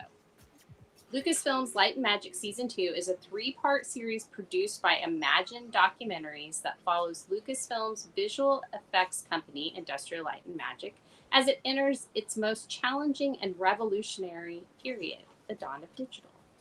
From creating the first fully realized CG character to solving the challenge of digital water, it is an era that finds ILM scaling new heights of innovation despite dramatic setbacks. Light and Magic is now streaming exclusively on Disney Plus, with all 3 parts available to watch. That's awesome. Yeah. If you guys didn't watch the first season, which I didn't realize they were going to do a season of, I thought it was just one and done. Season 1 was fucking great. And it just kind of gives you insight into the beginnings of ILM to what they became when they went into the digital age and everything like that. It's such a good series. If you guys have not had a chance to check out the show in general, go watch it. It's great. Yeah, and I haven't seen it. It's worth a watch. And this was probably the best panel at Star Wars Celebration, frankly. Like the other ones were really popping, like, oh man, we're gonna learn about Starfighter and stuff like that. But this one, them actually breaking it down in the panel itself was very, very interesting. It was brutal because we had to wake up at I think it was started at 1 a.m. or something. It was really hard for us to watch it, but it was worth staying up because they did a great job kind of showing what they had. I love this stuff. I used to watch all of the behind the scenes and all the documentaries that they did or had with the Star Wars movies when they came out. Yeah. The I don't know, whatever edition that came out, and when he remastered everything. And so I love this stuff. I don't know why I love it, but I love it. It's just amazing. So I do have to watch it because I think it's cool to know not only what they did on screen, but like how they got to where they got, because they were creating it from whole cloth. I mean, nobody had done it before. So seeing that, it's like being an archaeologist and finding that first like bone, or finding that city or that, or what was in the, what are they called? Pyramids. What was in the pyramids? I cannot believe I like totally blanked out on pyramids. Who blanks out on freaking pyramids? But yeah, so I think it's amazing. So I will be watching this and probably eating gummy worms when I'm watching it, but I will be watching. But I mean, like, it's just like looking into the things that they've done. So like the first digital character that they created was in the Abyss, right? And it was amazing. And then kind of going through everything that they've done between Pixar and ILM, the strides that they've made in digital creation is ridiculous. Like, I don't know if you guys saw the first run for Finding Nemo. Oh yeah. And how oh my God, dude, you have to look it up. It's the first digital run for Finding Nemo. Everything was photorealistic, and you could not tell the difference between the real and the recreation. Right? Yeah, it was like so like real. And they were like, okay, you have to dial it back. Yeah, Lasseter was like, you need to dial it back because it's gonna feel like it's gonna feel weird. Like it's gonna be uncanny valley all over the place. Yeah, they were like, literally the characters are gonna talk, and it's gonna be like a real fish talking to you. And he was like, they need to be more cartoony. You need to make the environment more cartoonish. I gotta check that out. That's wild. Yeah, that's cool. Lasseter had to tell them to scale it back because it looked too real. It's good problem. And that's so funny because now it's like totally the opposite. It's like, no, you just gotta look as real as possible. Yeah. I mean, as long as you're not doing what Lucas did in the prequel films where everything just looks fake. Right? Everything's supposed to be shiny on Star Wars, right? Even the sandy parts are shiny. I think that's what we loved about Star Wars, was that it wasn't shiny and fucking brand new, and everything looked dirty and used, and it was a lived-in world. I don't know. I came in at the prequels, and to me, Naboo being shiny and gold, man, was dope. The Naboo starfighter to me is still my favorite starfighter of all of them, and looks so incredible. Din Djarin's Naboo starfighter, his N1 starfighter, is so cool. I know. Oh my God. And General Grievous's ship, like that thing was also like, oh, okay, just make hot rods in space. I'm cool with that. That's fine. Yeah. It was sick. Literally, the N1 starfighter is literally that. It's a fucking souped up fucking rice rocket of a spaceship. Yep. Yeah. It's incredible. Oh man. Anyways, really good ships. Oh yeah. I mean, on to Ahsoka season 2 news. Oh yes, actually that is very good right there. She had that ship that they had when they were going to, I want to say Pergola and Perdita, but it's not either one of those. Isn't that 101 Dalmatian? That's the mom in 101 Dalmatians. You are correct. Isn't that a Dalmatian? Okay. Not crazy. So during the exciting Ahsoka panel at Star Wars Celebration, Dave Filoni, Trapper Wolf himself, confirmed that Game of Thrones fan favorite actor Rory McCann is officially stepping into the role of Balin Skull for season 2. Now, I don't know, like I was really concerned about this because I loved Ray Stevens.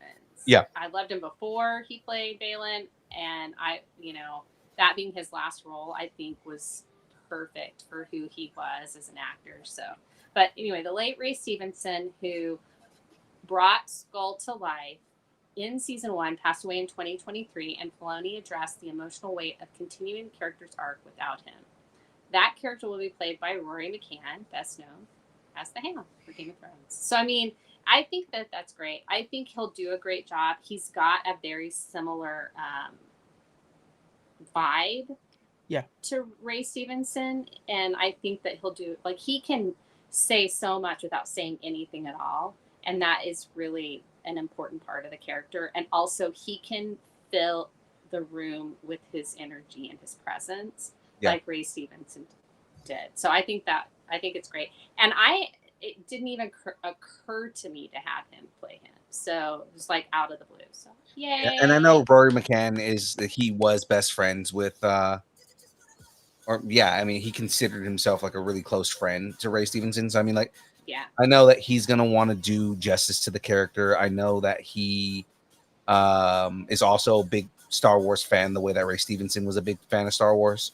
So I mean, like, I know he's gonna do justice to the character. I would absolutely love to see his take on the character while still respecting Ray Stevenson's take. Ray Stevenson, the way he played that character was just it is very much an homage to Star Wars. Like, you can just kind of see his love for the property in the way that he played that character. He played that character so on the nose and so serious and so nuanced at the same time. It's so good, and I'm hoping that Rory McCann will do the same thing with the character.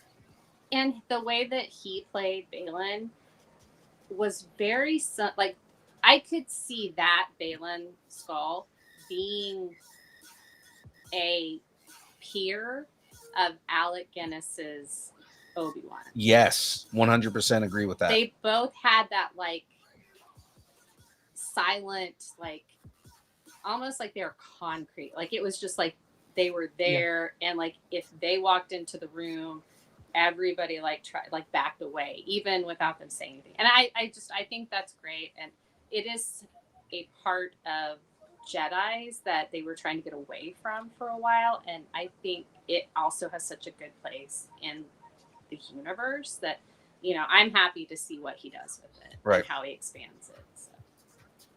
And then Rory being the Hound, I think if we look at the Hound's relationship with Arya, it's going to be very similar to what we see happening in the Ahsoka series. So visual storytelling wise, I think people are going to automatically associate him to that kind of like older samurai taking on the young wolf kind of thing.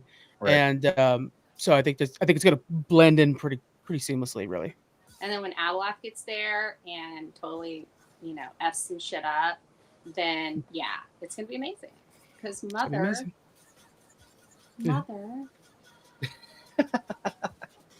Mother. Any other comments on this news before we move on to the next story here? Well, I kind of wanted to know about the blue guy. What's his name again? Thrawn. I see where she's doing. She's cheating. Okay. Transition. It's great. Okay. I thought for sure you didn't know who Thrawn was, and I was about to be like pushing up nerd glasses, like, "Oh my god, hold me back." Okay. Well, actually. Not the name of a show that we do on this channel. Ladies and gentlemen, I'm going to do a correction because I know this is what they have on the story that we pulled this from. But Filoni continues his greatest hits playlist. So at the Ahsoka panel at Star Wars Celebration, Filoni dropped the news that, written in the story here, General Akbar is returning in Ahsoka Season 2. Are we talking about Akbar's son, or is this supposed to be Admiral Akbar? Both are going to be in it. Okay, that's what I'm trying to figure out, because I was like, okay, so Admiral Akbar is Admiral Akbar, and I didn't know what his son's title was. I know his son was in it, but I didn't know what his rank was. Yeah, I don't know what his rank is, but I know that they're both in it, and they both, like, one's blue, one's red, basically. But I think what it is going to be like Thrawn and the Admiral are really like the upper echelons of command, and then we're going to see his son kind of like duking it out with, I don't know, somebody that we're going to get used to on the Ahsoka side, probably. Yeah. So, like, Ezra. Looking on here, it says, on it with Ezra, but only returning, not only returning, but Filoni teased at the event he's going to go head to head with Thrawn. So, given that that's what is going on, he's going head to head with Thrawn. We're talking Admiral Akbar, not General Akbar, which I don't think he's the rank of general. He'd be the equivalent of his father with not as much as experience, but I mean, they live on a water planet, guys. Yeah, Admiral Akbar is the equivalent of a 5-star admiral in within the Star Wars universe. That dude has been through everything and is a tactical genius. Now, as in comparison to Grand Admiral Thrawn, don't know where he measures up with Thrawn, because Thrawn is Thrawn is the threat. That guy's a problem. But one of Star Wars' most beloved tacticians is about to square off with the Empire's most dangerous strategist. And I 100% agree with that sentiment. Admiral Akbar, as much as we all know, it's a trap. That's what everybody knows about Admiral Akbar. He is the best tactician within Star Wars. If you look at any of the books, anything that he's in there, the dude can outthink everybody ahead of him, which makes it kind of problematic when you have him going up against Admiral Thrawn, because Grand Admiral Thrawn is literally 10 steps ahead of everybody else he goes up against. So that scares me. Like when I say scares me is it's going to be interesting to see if Thrawn makes his way in front of Admiral Akbar and outplays Admiral Akbar, because then that also shows just how big of a threat Grand Admiral Thrawn is. Because in the first season of Ahsoka, we don't really get much of that. We get a lot of that in Rebels. Like we see the type of tactical threat that Grand Admiral Thrawn is. If you know the books, you know how much of a threat Thrawn is, right? But and especially if you know the first set of books that Zahn did back in the 80s, like Thrawn is a massive problem. So it's going to be kind of interesting to see how they play Admiral Akbar versus Grand Admiral Thrawn, and I'm very interested in it. Well, I mean, Akbar's not in the newer movies, so I think this is the perfect opportunity to have him go out with his head held high in a way to fall to somebody bigger like this. I think is a good way to kind of like show Thrawn at that new level, but also give Akbar like some grandstand finale. I think that's going to be a good way to go, because there's so many great characters from the original trilogies that you need to finish telling the story if you're going to try to put more after that and more of the sequel trilogy stuff coming up. Right. And I mean, Andor can't do everything. So yeah, definitely. I don't know. They could do quite a bit. That show's perfect. No, I'm just saying, like, he can't like do justice to all of the characters. Like they're doing such good justice to Mon Mothma. And seriously, she's so good. So I think I think having Akbar in season 2 and going up against Thrawn, I think that's going to be amazing. Whether he survives it or not, and me, I'm thinking fish heads. But yeah, so I definitely think it will be an interesting strategic battle between them, and that could be like a little bit more depth that I think Ahsoka season 2 would benefit from. So yeah, I need if we're gonna lose Admiral Akbar, I need a Admiral Holdo level fucking just like way on the way out, because as much as everybody hates Holdo, she went out like a fucking G. Yeah, she did. She really did. And she did it with like an amazing hairstyle. Fair enough. Fair enough. And you have to do that. I'm sorry, but if you're gonna like go to your death, your hair should be on point. What's crazy is that a lot of people really don't realize that before Holdo did the maneuver that she did, where she fucking light speeds into a fucking superstar destroyer, she had just killed a bunch of fucking raptors at the same time. Yeah. Facts. Let's just throw everything Laura Dern's ever done into one fucking movie. It's great. Yeah. But yeah, let's unless we have any more comments, let's go ahead and move on to the next story here. Speaking of Jurassic Park returning, Hayden Christensen confirmed at Celebration that he's coming back as Anakin Skywalker in Ahsoka season 2, and no one was surprised. Yeah, absolutely. I mean, he's now being so fully embraced. Yeah, it's happening. Yeah, I mean, we need more Anakin. Yeah, absolutely. But in the panel, he kept things close to the chest, but he did say, "There's not much that I can share, but Anakin will be back for season 2." So will we see?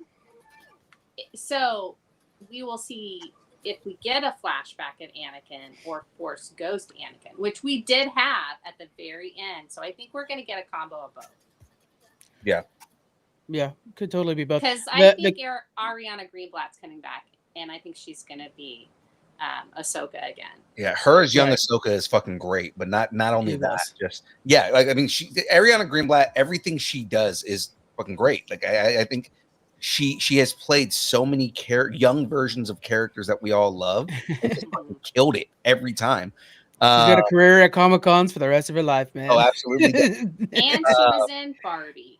And she was in. That's right. She was in Barbie. But Hayden Christensen getting the love that he's getting in 2 Star Wars shows since coming back, and totally redeemed himself as Anakin Skywalker. They gave him more to do. He wasn't just like the emo kid. I mean, I've always said it wasn't 100% his fault that he was that bad in the prequels, and that a lot of that had to do with when you're in front of a green screen for almost 99% of your acting, and you have nothing. And the person that hired you isn't really good at directing newer actors, and so you kind of have to do it yourself. And some actors aren't very good at that, and they have to really like lean into stuff. And it was also his first like major property, so I'm just kind of like he didn't really kind of know where to go. The acting wasn't the greatest, but then you take him back, you give him his entire career in between Star Wars properties, and he comes back in Obi-Wan and fucking kills it, and then comes back Ahsoka and is a massive fucking beast. Mm-hmm. I need more Hayden Christensen with the lightsaber just fucking whacking everybody. That's all I need. Okay. One of the things I thought was really neat is the fact that Dave Filoni in a panel made sure to mention that they're done with Anakin's story. And so everything going forward, it's Ahsoka's story. So while I want more Hayden Christensen, we're not going to get him telling his own story. It's going to be in service of Ahsoka. And I think that's important. Right. Because then you can't mess him up. That's nice. Yeah, like we kind of already know Anakin's story, like in other things. Yeah. What if anything, it's like the only things we haven't gotten are specific battles that they've mentioned that we haven't seen. So it's like seeing Anakin and Ahsoka and young Ahsoka fighting a bunch of droids or fighting different characters, and it's just kind of like the idea is to show the bond between Ahsoka and Anakin and grow that bond and between master and apprentice, and kind of him coming back as a Force ghost and communing with her the way that Obi-Wan communes with Qui-Gon. Like that's that's the role that I think Anakin should have, that he's a supporting character, not a main character. I'm looking through the notes. I don't think you mentioned it later on, but they're also going to be focusing a lot on the Mortis gods. Mortis, I think is the right name for it. Yeah. Jen called that from the beginning. Yeah. And so I think that's definitely where you're bringing old Anakin there too. There's something there. Well, and then we can also get Ewan back too, because if they do a flashback of them going to the space between worlds or whatever, that the planet that they went on, they could bring him back in that as well. So I mean, there's a lot of things that they can play with and things that were done in animation. That I have to say this, if Filoni said, we're going to do shot for shot the Clone Wars TV series and then the Rebels TV series, I would watch every fucking second. Yeah, I'd be in on that shit. Oh my God. I would demand a spot on the cast. That would be insane. Yes. No, I please let me be the bartender at the clone bar. I want to be a Loth cat. They're bringing in Loth kittens. Did you see that? Oh my God. Yes. So cute. I mean, come on. Get a plushie now. Do this. So I just want all the prosthetics so that I can say we don't serve your kind here. Droids. We all have our goals. I just want to wear prosthetics in Star Wars. That's all. Like, I mean, hey, give me a supremely racist character. That's fine. I'm not a racist person myself, but I just want to be a character. Frank, clip that. Put that up there. Frank, clip that. Put that on the internet. That'll redeem me in the eyes of all the assholes that hated the Aquaman comment. We'll get the other side. So let's continue on here, guys. Last bit of Ahsoka celebration news, because we did have a lot and we've been going over everything. Dave Filoni did not disappoint. He's promising fans something we've all been starving for: an actual all-out Star Wars war That's right. I'll just say what it is because they came all this way, and I know they really want to talk about which is what's in season 2. Fucking Dave. So half of it is really, really big. Is a really, really big battle. There's going to be a war in our Star Wars, like an all-out throwdown on the scale, as best as I can do it, as best as John and I can afford it, because we want that. He went on to say, and Thrawn will be involved, hence Admiral Akbar being involved in all this shit. We will see a lot more of him. You'll see a lot more of Ezra. You'll see a lot more of Hera. It's going back into it. And she'll be much more directly part of the action because you guys made such a big deal about it. Oh, I love that he listens to everybody. I put a lot more Chopper in it. And then because you guys asked for it and because John's been playing with them so much, I want my toy back. We put Zeb in Ahsoka. Yes. Full Rebels crew, man. The Ghost is full. Right. Ahsoka season 2 drops in 2026. And it's because we know that Phoenix Squad is back. Well, it's because we know that they officially said that Zeb is going to be a main character in Mandalorian and Grogu. Yeah. So I know that, he was probably like exactly what he said. He said, no, I put my toys back. I want my toys back. He's like, okay, since everybody complained, Zeb's going to be in Ahsoka season 2. How cool is it that Dave Filoni low-key backdoored a Rebels live-action series? I love it. He kind of did. And it's great because, this was like everybody who's a Star Wars fan wanted to see the Rebels characters in live action. Yeah. But they casted them so perfectly, that it was so much more than what we thought we were going to get. Absolutely. No, I'm so happy. I'm going to call my shot right now. By the way, real quick. Oh, go ahead. Before you get in it, because I think I heard the name coming out of your mouth, I think we're going to get Freddie Prinze Jr. in this because he got a little picture in the first one, and we got that World Between Worlds. I bet we get Freddie Prinze Jr. making a little cameo in this thing to talk to Ezra. I think that's going to happen. Man, fun fact, we and I actually did get a reply on this. I had earlier on in the show, we had invited Freddie Prinze on the show. And our plan, James and I, we actually want to talk wrestling with him because he used to be a creative at WWE. He's got his own promotion. He's like deep into wrestling. And I kind of want to talk about like rom-coms in the 90s and stuff too. But he turned us down specifically because he looked at our profile and was like, oh, you guys talk about Star Wars. I don't want to talk about Star Wars, so I'm going to decline. And immediately when he sent me, oh, you guys talk about Star Wars, I'm going to pass. I was like, I want to talk about wrestling. No. I got so upset. He was so upset. I was just like, I wanted to talk about wrestling. I wasn't planning on talking about Star Wars. And I was like, to be fair, on the other side of that, we're not among those toxic fans that are like, oh, we don't like your character. We are on the side that advocates that you have one of the best characters in Star Wars. So yes. Oh man. Yes. Yeah. Most impactful death. Holy cow. Well, mostly because I was gonna say Cad Bane. Cad Bane's awesome, and his live action is fucking badass too. But no, I'm a massive fan of Rom Coda, right? So I always love General Rom Coda. And when they wrote Rom Coda out of Star Wars, period, so he's no longer a character in Star Wars, it kind of upset me because I was like, Rom Coda is such a badass character. He was blinded by a lightsaber in battle, and he uses the rest of his senses to be a fucking tactical master. And they kind of, when they got rid of Rom Coda, they wrote that character, that entire story into Freddie Prinze Jr.'s character, and just it made me love that character more because they expanded on a character I thought that they had gotten rid of. Yeah. They did a wonderful job. I just feel like Dave Filoni was the right guy. Yeah.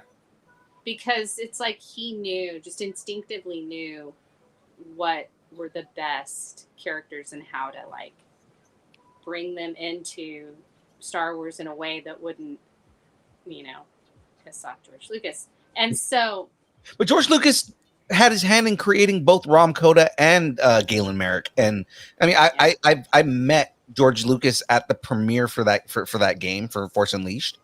And he talked about like he helped write both Rom Coda and Galen Merrick. And I'm like, fucking Galen Merrick's such a badass character. Like, Yeah. I understand why you can't bring Galen Merrick back because he's way too OP of a character to fit in this world now. But like, yeah, man.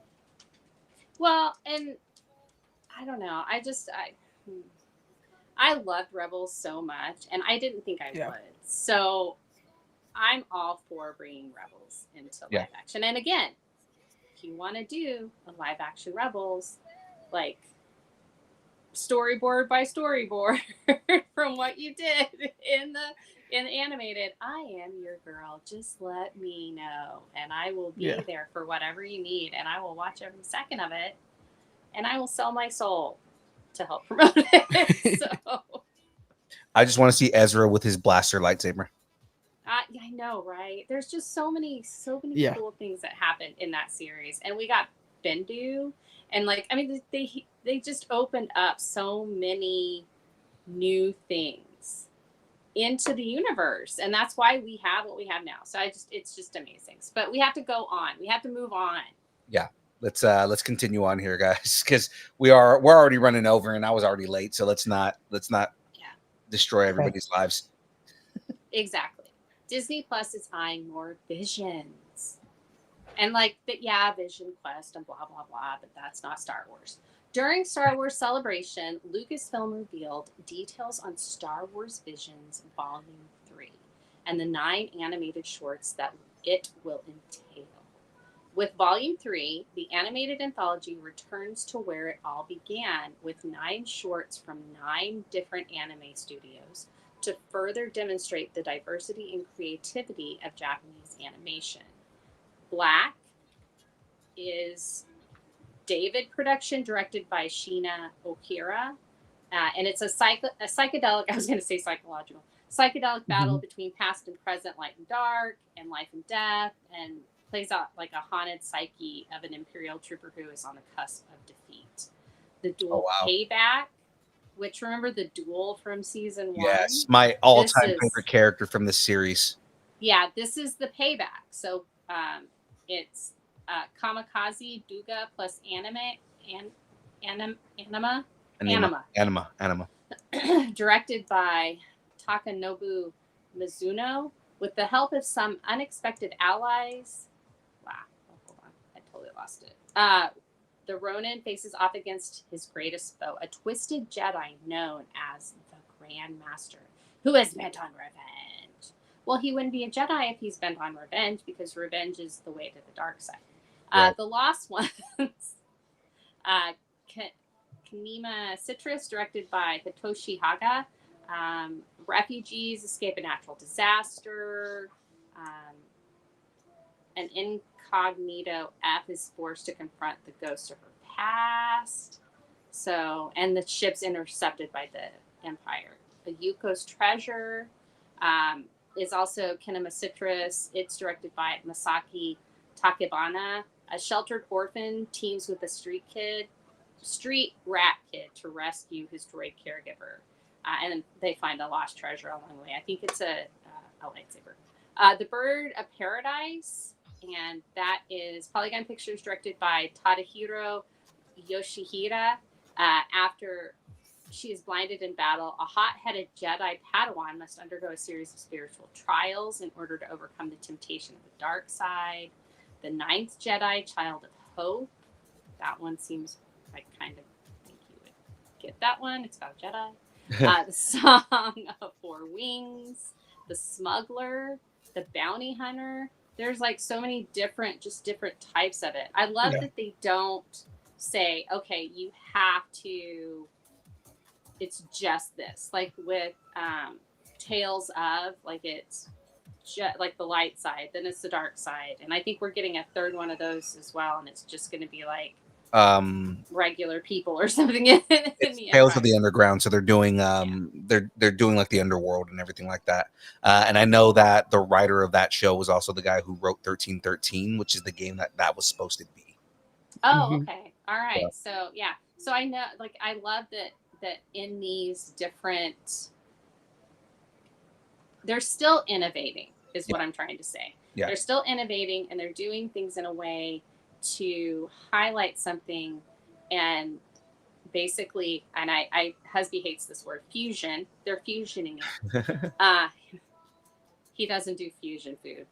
And so, but to take something so beloved and put another beloved thing and like just mash them together. And I just love that. I think it's so great and it's so innovative, and it should have been done a long time ago. And I'm so glad that Disney Plus is throwing money at it, even though I really don't like Bob Iger. I am really happy about this. So yay. It seems like, you know, the first season they went all anime. Second season they went for every studio they could around the world. And it looks like they're going back to anime with season 3. And I think it's just because it was a lot more, the show was a lot more popular when they did the anime version. So yeah. Also, I loved season 2, but if you were on like some maybe illegal, depending on what part of the country you live in, drugs, like maybe some psychedelics, it was a lot more fun than if you weren't on them. Especially Wallace and Gromit in space. Right? That was hilarious. It was.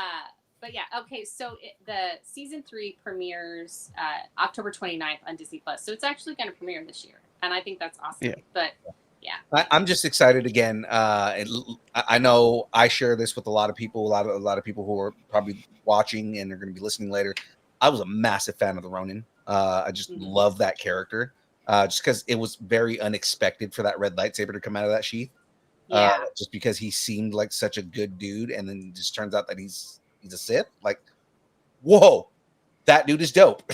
You know, and it's kind of like, you know, and again, like, you know, naming him the Ronin, you know, and him fighting other Sith. I think it was just more so that, you know, he fell off of the order and was just like, he's more gray Jediing it, but because, you know, he had a red lightsaber, he stuck with the red lightsaber. It's interesting to see. You see a lot of Jedi that fall and then become gray Jedi. You don't see the opposite, where you see someone who went to the dark side and then goes the gray path. Yeah. Well, I mean, you kind of have that with Maul, where he's like so dark that he can't play within the Sith rules, and he's like Crimson Dawn, you know. Yeah. And so, you know, try to. So it could be something like that too. Sometimes where they're like the Sith, they play by rules, and ultimate freedom, which is what the Sith are all about, isn't by rules. So yeah. Chaos, yes, Queen. Yes, Queen. Yes. Okay, let's move on to the next story. I did get to talk about that the series will continue with the creation of all new banner under this all new banner, Star Wars Visions Presents, which will be used to tell longer form Star Wars Vision stories. So, and that does actually lead into the next story. So. Okay, this just gives me hope that eventually we're gonna get a whole fucking show about the Ronin. Help me, Obi-Wan Kenobi. You're my only help.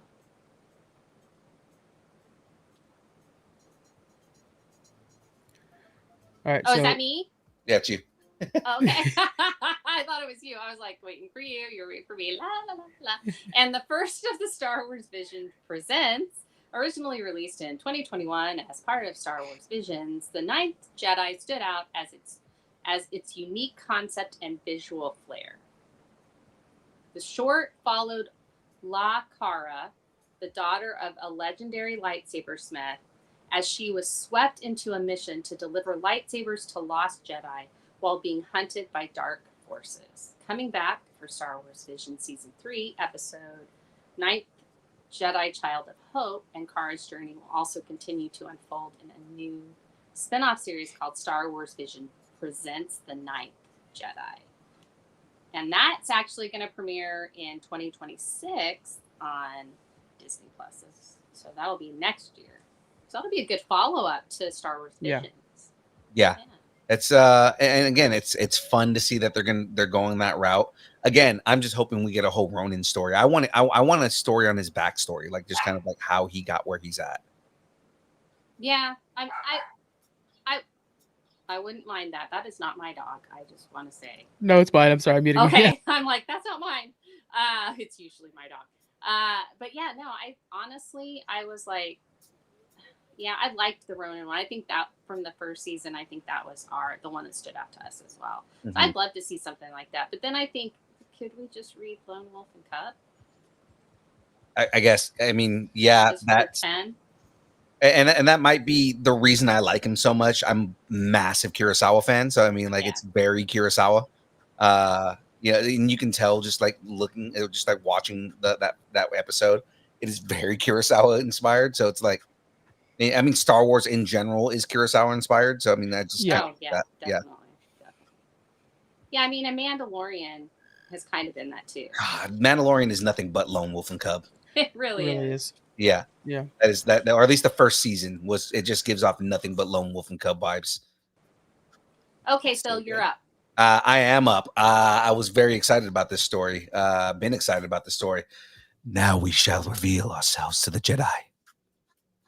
That's terrible, fucking Darth Maul. Sam Witwer, the longtime voice of Darth Maul, also the voice of Galen Merrick, who I was just fucking fellatiating a second ago, just revealed when the recently announced animated series Star Wars Maul Shadow Lord takes place in the ever-expanding Star Wars timeline, and it sounds like we're heading into some seriously bleak territory.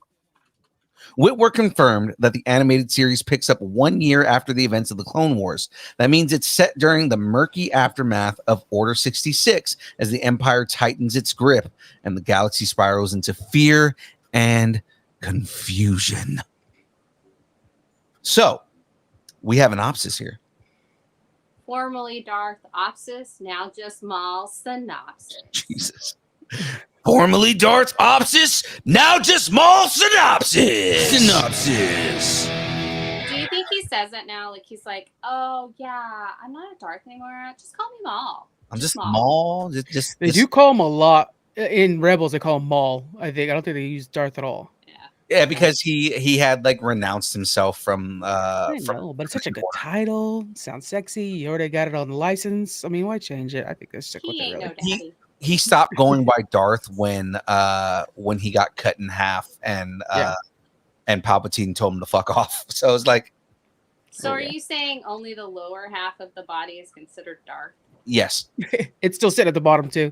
The robotic side at the right, because he got like robot spider legs that like took over for him. So yeah. They gave off the Darth side, and the Maul side was just like, nah, I'm still around. After the Clone Wars, Maul plots to rebuild his criminal syndicate on a planet untouched by the Empire. In a new series set after the events of the final season of the Clone Wars, Maul rises again to lead the underworld factions. Star Wars Maul Shadow Lord at last will reveal itself to Disney Plus in 2026. So, according to some of the leaked little bit of footage, mostly images, it's going to be following in the vein of Bad Batch, animation-wise, and where you could kind of see the strokes in it. They said that it's like Bad Batch, but even more Japanese-inspired. So, from what I've heard so far, people who are there. I felt like Bad Batch was a little bit more like Korean or Okinawan, not as Japanese. I'd love to see any of that, just because Maul kind of treats himself as. I mean, I guess I would compare him more to Shinobi than I would like a samurai, but I mean, like, there are like major samurai vibes coming off of him the way he is, more Ronin vibes than anything. If you kind of know, like, like he's got very Ronin vibes, but just his look is more Shinobi inspired. It is very much Shinobi inspired, I would say. Yeah, absolutely. Well, and even if you look at Western culture, I think he's takes a lot from the Black Knight, like from medieval, stories. I think he's definitely the Black Knight. So. Yeah, absolutely. It's gonna be good. Oh my gosh, that's great. That's a great observation, Frank. No, I really appreciate it because I love Black Knight and all that stuff, and the Green Knight. Sorry. Yeah. No, I get that vibe from him, and I'm glad that he's going to be able to get even more life brought into him. He was cut literally too short after Phantom Menace, and the fact that we got that entire storyline on Mandalore, and then this, and it's beautiful. It is but a flesh wound. But it's nothing but a flesh wound. It's but a flesh wound. I just like the rabbits. Have at thee. The killer rabbits of Canabadong. Yes. Just know that you need a holy hand grenade in order to To fight the holy hand grenade of Antioch. Terrified of them? Anya. All right. The counting shall be 3, but no more than 3. So if it is 5, it is too much. Let's instead of going medieval, let's go back to a galaxy far, far away. Oh yeah. Because Disney Plus wants more Star Wars. Did I say Star Wars? I did. Star Wars. Oh my gosh, my 5-year-old self is coming back out. Lucasfilm is developing another Star Wars series for Lucasfilm Plus, for Disney Plus, with longtime TV veteran Carlton Cuse and his son Nick Cuse having officially signed on to write the project. Carlton Cuse is no stranger to genre storytelling. He was the showrunner on the classic sci-fi series Lost. Okay. Oh, okay. Okay. That's a bad sign. Yeah. Which he ran alongside Damon Lindelof. Okay. He also. So who do we blame for the ending of Lost? Is it Damon Lindelof or Carlton Cuse? I always blame Damon. We all blame Damon Lindelof. I do. Hey, he redeemed himself. He's made some good shit since then. So he has, and so I it was like forgiving Jason Sudeikis for punching Baby Yoda. He also co-created Jack Ryan. Okay, this is where we forgive him. This is where we forgive Carlton Cuse, is because Jack Ryan is fucking amazing. I loved that, and they're doing a film. Yes. I love it. Yes. All right, Nick Cuse, on the other hand, has been steadily building his own track record. Oh, I didn't know he was a bookie. He's written for high concept series like The Leftovers, Maniac, Watchmen, Calls, and Station 11. Well, of course, Nick did that because was it Damon that was the Watchmen? Watchmen was Damon Lindelof. Okay. He also did The Leftovers. Yeah. Damon Lindelof is also The Leftovers. Well, apparently Damon likes Nick.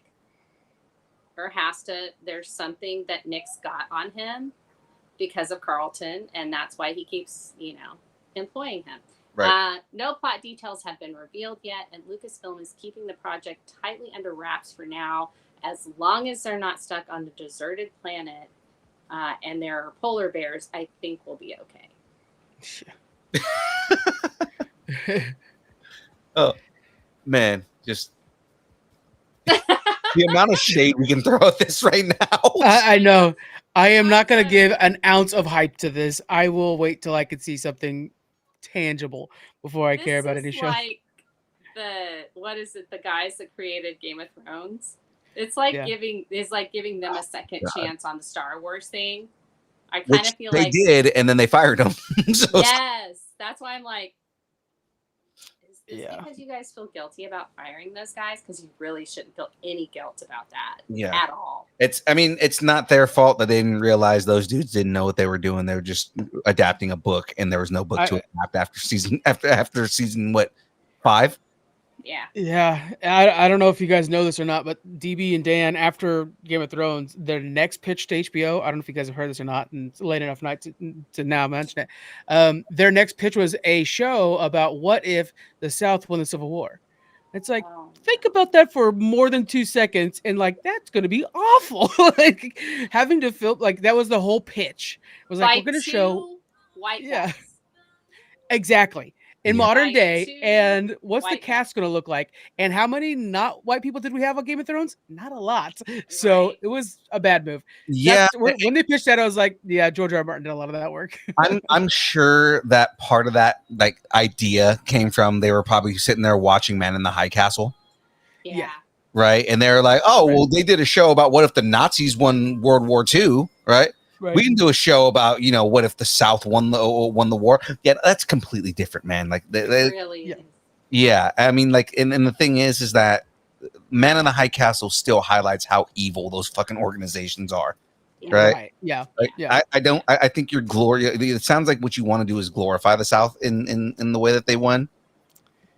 That's what it sounded like. Yeah. I have so many political comments I could make right now, but I'm not going to do that. You know what I'd like to talk about? Ryan Gosling and That is what we all want to talk about because everyone. I just lost. That was the best transition ever. And I'm ruining right now, but that was a great transition. That was perfect. I'm telling you, she is the queen of transitions here. Obi-Wan Kenobi. Wait a minute. I've got something for this. Hello there. Obi-Wan Kenobi, more like Obi-Wan Kenough. Exactly. Yeah. No. Huh? I'm just brutal, a starfighter. Okay. That's where we're leaving that at. All right. Sean Levy and Ryan Gosling's Star Wars film is officially moving forward, and details were revealed at Star Wars Celebration in Tokyo. Levy, who I absolutely love, the man did Free Guy and Stranger Things, and of course he was. I was gonna say behind multiple Deadpool movies at this point because he was Deadpool too. Oh my god, the Adam Project was so good. And Gosling, from every adorable fame, he was in The Fall Guy. No. Actually, I was gonna bring up. He was in The Notebook. There you go. He was also young Hercules. The only movie that matters, The Notebook. Young Hercules. Oh God, that's right. He was Baby Driver. There we go. Took the stage to confirm the title of the film is Star Wars Starfighter, and it's heading to theaters on May 28th, 2027. Gave themselves plans that day. I hope they can change it. They gave themselves 2 years to make sure that they can get this film done. The film is set 5 years after the events of the Rise of Skywalker, and according to Levy, it's charting a new course. Production on Star Wars Starfighter is set to take flight this fall. It's Top Gun in space. Okay. Yeah. Oh, well, isn't that what Patty Jenkins' movie was supposed to be? Yeah, but it doesn't have Patty Jenkins attached, which is that good part. Hold on. Okay. So Shadu and I had this conversation when I watched the recap of their panel and when they did their live thing. I was like, it's Starfighter, and then Shadu was like, isn't that what Patty Jenkins was gonna do? And then Husby said the same thing, and I was like, no, that was gonna be Rogue Squadron. And then I was like, wait a minute. Maybe it is. So she was basing it off of Rogue Squadron, which was supposed to be. She was basing it both on the book and the game. She was mostly doing it because her dad was a fighter pilot, and she wanted to do an homage to it, which actually is fucking great because that's what Star Wars is supposed to be. It's supposed to be fucking. At least the star fights, the space battles are supposed to be dogfights from World War II. Yeah. And so I thought that was great. Here's the thing that I'm excited about because Ryan Gosling's in it is he is such a fan of stunt work and stuntmen, and especially now after The Fall Guy, and with that whole thing about stuntmen getting their own Oscar, which I think is long overdue. I really think that the stunt work in this is going to be amazing. We might actually get some amazing hand-to-hand stuff. We might get hand-to-hand stuff. Hand-to-hand fighting. I'm not going to say hand-to-hand stuff. That's a little weird. But hand-to-hand fighting, and I think that they're really going to have a lot of good details for the dog fights and things like that. So I really think that this pairing especially, and of course Sean does love working with Ryans. Yeah. So he absolutely does. Yeah, so I think that we are going to get a really high caliber movie out of them. Yeah, Ryan Gosling doing hand stuff is. Yeah, Ryan Gosling doing hand stuff is something that a lot of people want to see on OnlyFans. Yeah, I think there are actual AI parody porn of that. Oh my god! Oh, my internet's going out again. Oh no, guys! Shoot, I have to. The internet is gone. It's okay. We're gonna get the other half of the internet on board. There you go. The first half hates us because of our takes on Aquaman. The second half absolutely loves us because we're advocating for Ryan Gosling's OnlyFans. So there we go.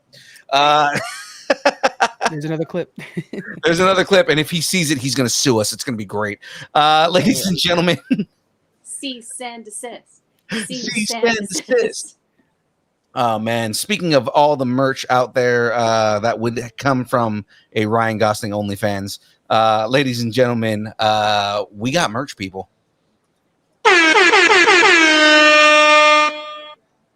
We got merch, people, and so can you. DM us at Distance Nerding on any of the social platforms.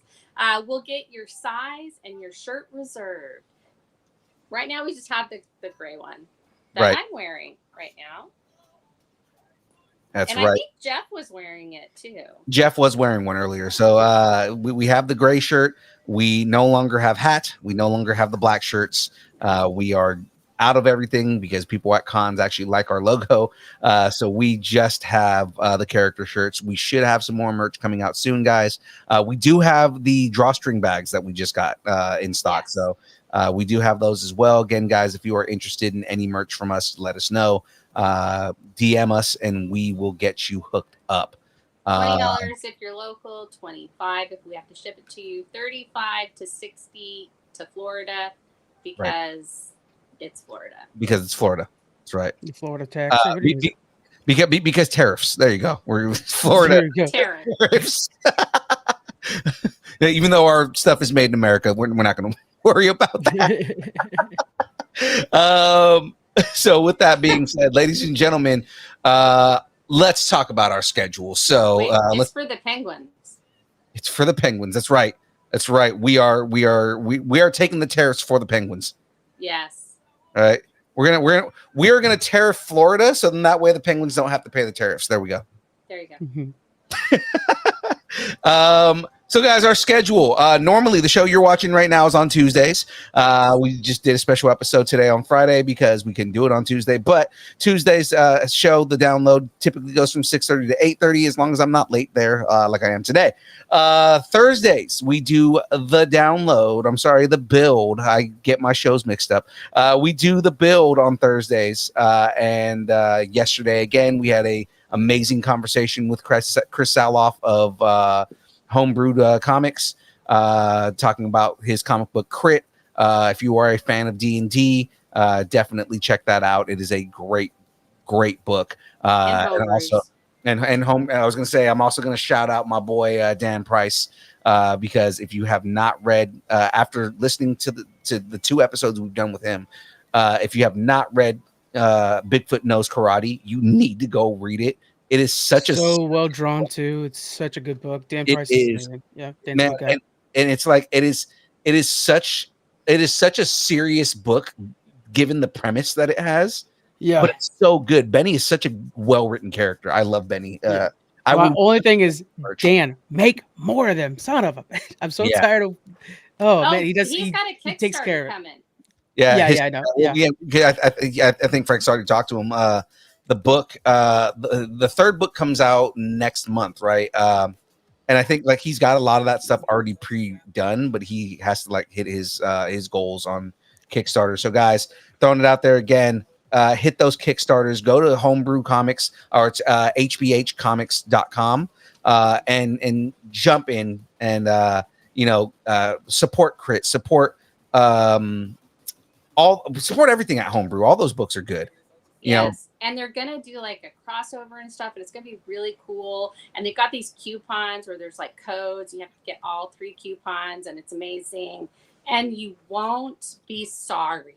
It is totally worth it, and you're funding artists and creators so that they can do what they love and they're passionate about. Support indie comics. Also, Cassian, what's his name? Cassian Porter. Han Solo, if he was more of a fuck up, it's great. I love that book. So guys, check that stuff up. Check that stuff out.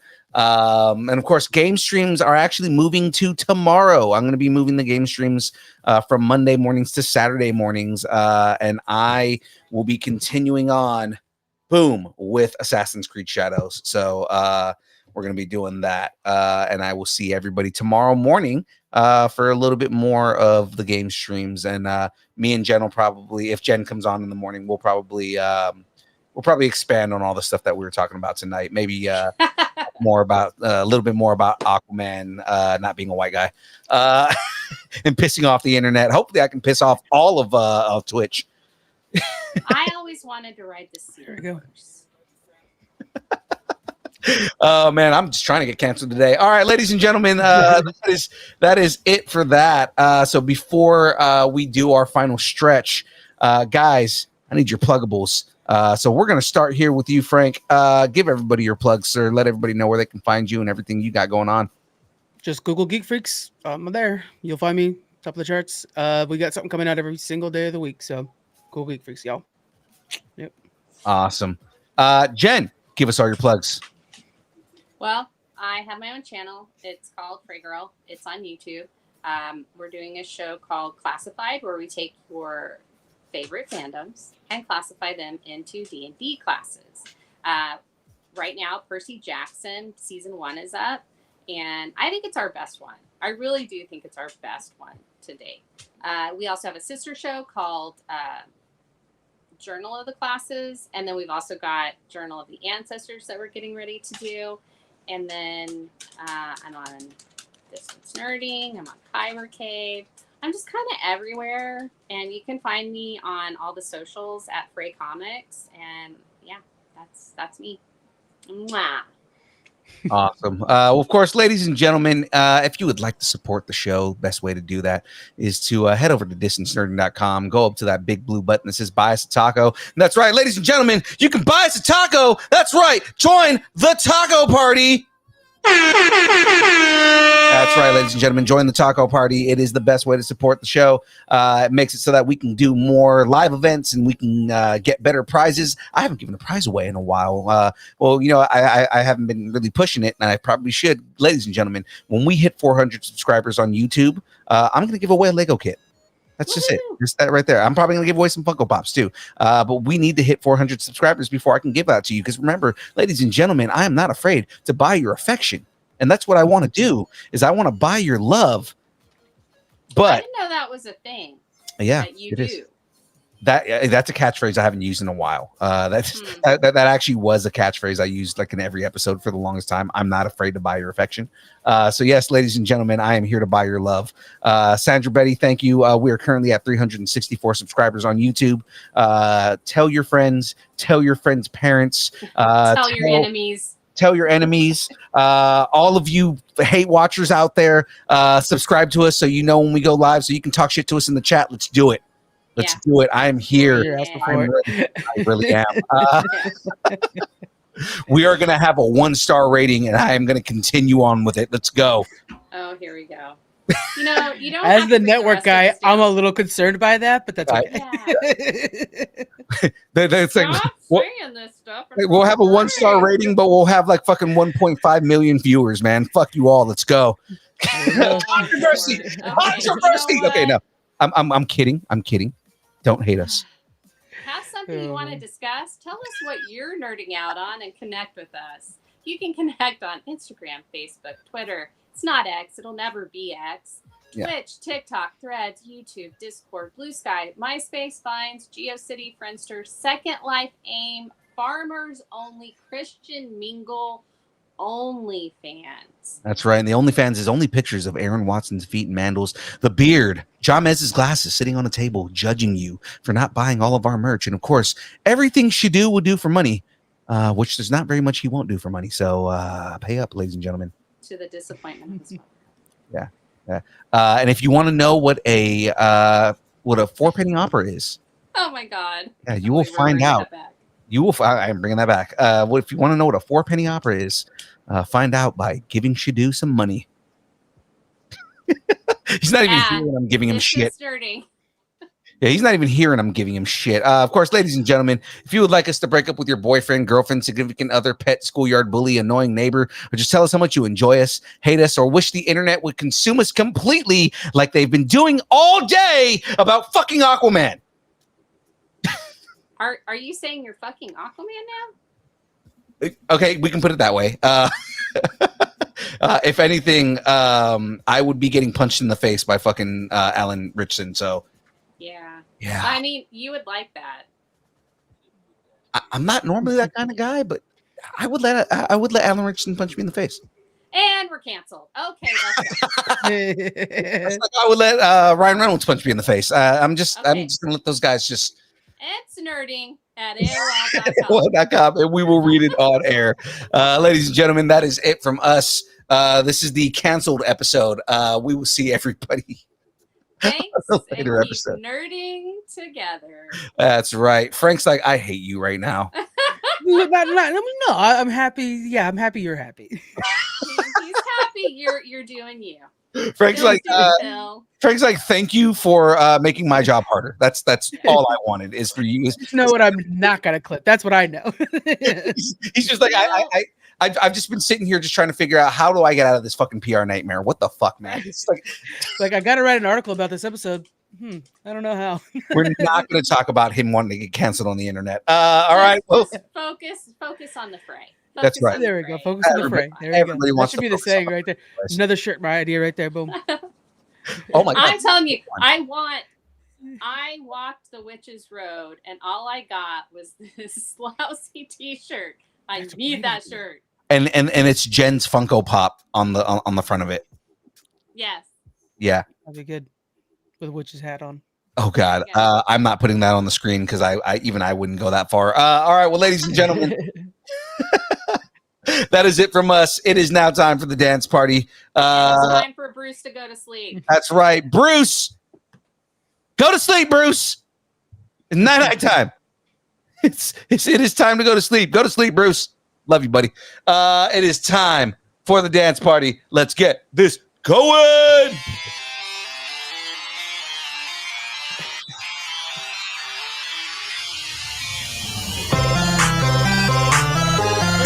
That was on my wedding day.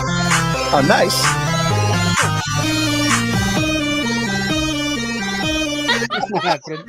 So I ain't dancing with shit.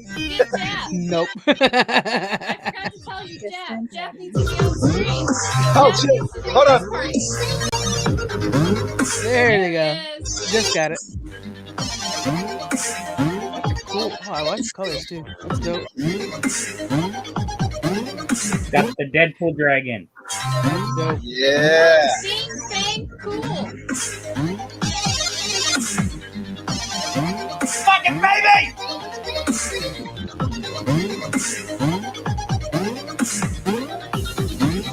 That's creepy as hell. The kiss cam keeps coming to me. You might as well keep moving.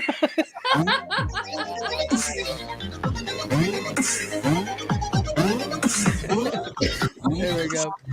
She's shaking the baby again. It's not making the noise. Ooh, that new logo does look sick. That's cool. We'll see everybody tomorrow. Button go.